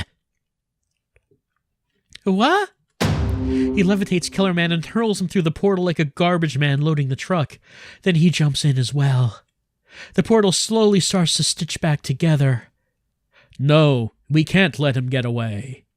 Bully stares forward silently. You can't tell what he's thinking. But then again, you never could. What do we do? Suddenly, Bully starts running for the portal. Wait! Bully, no! You race after him, throw his mighty footfalls rattle your brain, and make you almost too dizzy to run straight. You grab his arm and pull hard. What do you want, Humphrey? Bully, what are you planning to do? I can't not stomp on Killy Man. What do you mean? Behind you, Principal Tongue puts a hand on your shoulder. He has to go, Hoku-chan. He's the only one who can stop them. I'm coming too. You grab as much of Bully's arm as you can. He shakes you off. No, Mr. the Counselor said I have to fight Killy Man, and he's really mean. You should stay and do more wrestling here with your friends, Fennel and Sticky Blood, and Hubbuball. The Mystic was right about one thing. Bully's divine fight was prophesized long ago. You gaze up into Bully's distant eyes. Literally distant. You still can't get high enough to be able to look him in the eye. You tug on his arm and he crouches a little. Bully, I understand. Before you go, I want to thank you. Because of you, I learned a lot about myself, and I had the best first semester at wrestling school. It was a lot of fun. I'll miss you. Just remember that I believe in you. You sniff and wipe the tears from your eyes. You don't want Bully's last memory of you to be a sad one. Thanks. I believe in me too. You stand on your tiptoes and try to plant a goodbye kiss on his cheek. He just stares at you. I forgot what a good fish impression you could do. You're really skilled at a lot of things, Loki. Thanks for showing me again before I leave. No problem. He starts taking a few steps towards the portal and turns around. Do you want to hear my seal impression again? You consider this for a moment. Bully's seal impression is pretty good, but you're not sure if you really want the last words Bully ever says to you to just be obnoxious barking noises. That's all right. Okay. With that, he squeezes his massive frame through the quickly narrowing portal and disappears. You can't stop your tears any longer, and Felicia and Principal Tongue wrap you up in a comforting hug. Spunk coughs awkwardly. I think that was a bit of exaggeration on his part, Spark-kun. I've seen the 1987 Silverdome. This isn't it. It has its advantages. But, how do we get out? You look around the room and realize Bobby has a point. You don't see any kind of exit, and even if there was, the unlocking puzzle would be useless without the Mystic to monitor it. And you doubt you can manage to break down any doors without Bully's bulk? Etonne. That's a good question, Bobby-kun. The Silverdome fades away, and all five of you find yourselves in the astral plane once again. Jesus! Well, what? Like, the real Jesus? The real deal? In the flesh? Well, not literally. Jesus surveys all of you for a moment. Congratulations, everyone. Looks like you figured things out, Haruka. And so, this timeline has finally achieved its true purpose. What do you mean? Well, now that Bully has been freed from the restrictions of time, he can follow the path he was always meant to follow. He can save the world. Or, he's already saved the world. Time is weird. Anyway, you guys did great. I'm glad. I knew Bully was meant for more. I'm just grateful that no matter how far apart we are, we have these memories to share. About that, I'm afraid he won't retain his memories of this world. Interdimensional travel is tricky, and without those magic to protect and guide them, could suffer consequences as a result of that. But his chakras... Haruka, be serious. Chakra opening and magic using are two different things. Man, I thought you understood things better than that. How is shooting fireballs going to do anything to guide his journey or protect his mind when he's hurtling through space? I don't know. I guess it wouldn't. Anyway, this timeline is objectively useless now, so I've come to offer to relocate you to a new one as thanks for your help. He gives you a sympathetic look, but I'm afraid I'll have to erase your memories of Bully as to not create any paradoxes within this reality.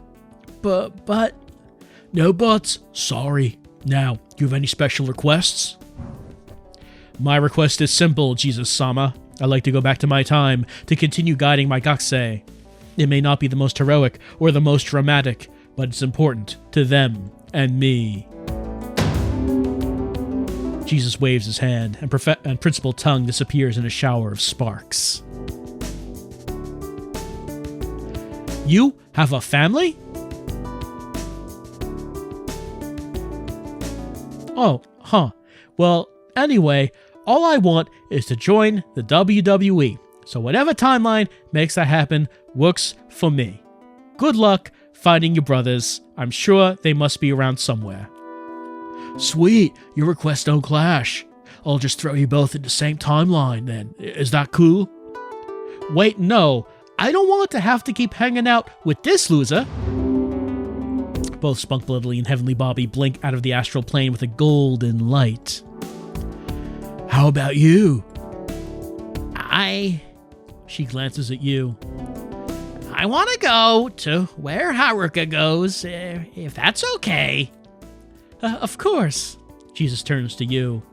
Speaking of which, where are you going? You think for a moment. Felicia grabs your hand supportively. I don't know. I just know that I can't bear to forget everything. I'm sorry. Jesus sighs. You know, me neither.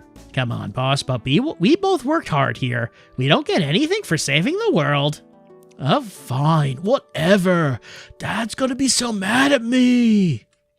Just do me a favor. Don't tell anyone about this. You hesitate for a moment. Just a second. Can I ask a question first, Mr. Christ? What was it about the chest that let us transform? It was the power of love. And Stomps. Mostly Stomps. It was waiting for you, even though ever since you and Bully worked together to create it, infusing it with pure wrestling energy. Oh. With that, he flicks his wrist, enveloping you and Felicia in a cool, bright light. It gets brighter and brighter and brighter. It's another beautiful day on the campus of Wrestle Gakuen. The fall term just started, and you're eating lunch with Felicia after the announcement of the tag team finals later in the term. You're not really sure who you want to team up with, but you're not too concerned about it for now. After all you've been through, you're pretty sure you can take on a student tag team on your own if you had to. No hookaroni today! Nah, that stuff was getting stale. You stir your container of cheesy broccoli rice. You still don't really get the appeal of the bucket, but it's not bad just eating it like a normal person. You still think of Bully often, but with a bittersweet, resigned acceptance. Sometimes, though, you'd swear that you could smell the heady scent of sword oil and a week's old sweat drifting on the breeze. Hey, you okay? Yeah, I'm great, actually. You smile and look up at the vast blue sky and think about everything the future holds.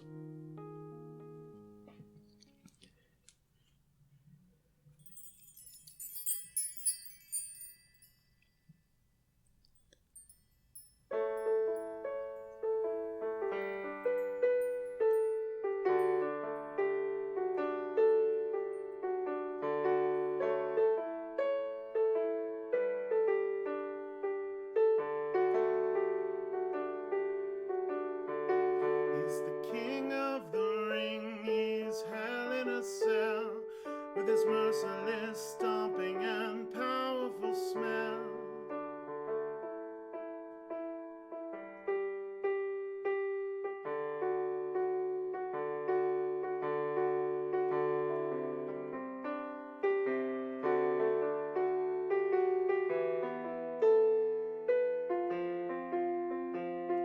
His wrestling career and all of his plans, well, life shot them down before they began, 'cause nobody warned him he'd have to learn to sign his name on his tax return.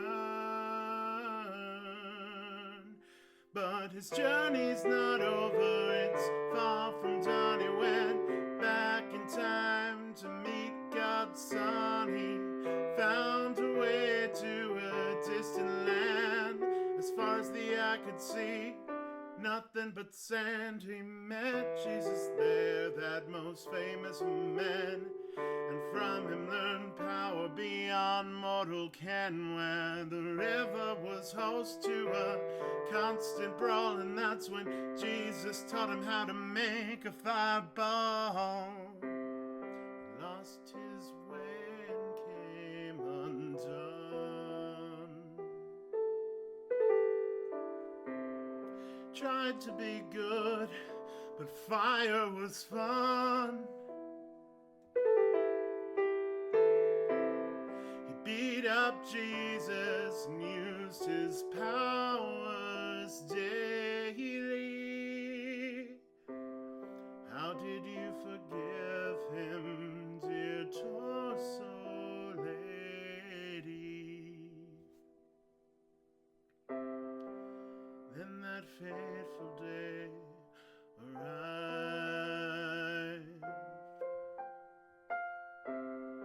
Both the bully and Jesus were crucified. All was not lost somehow. Bully survived. He awoke to find himself stranded by the seaside.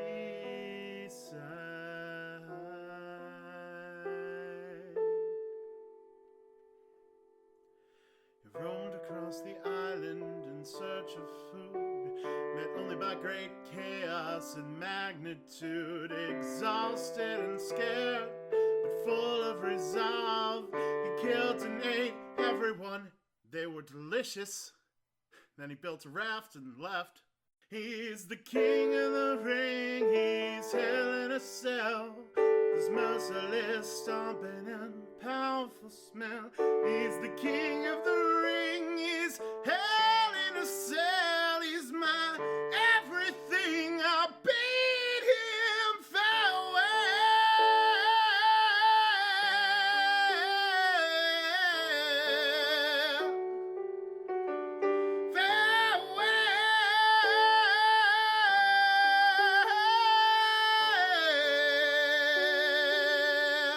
Bully, farewell.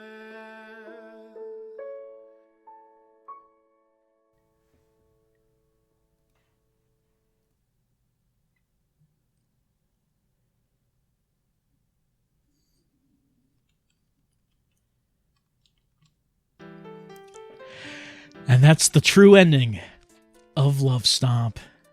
Well, I mentioned it last time, but I really enjoyed this visual novel. I think it's really well done, and it really captures the tone of Bully Demise really well. So I'm very thankful that this was made.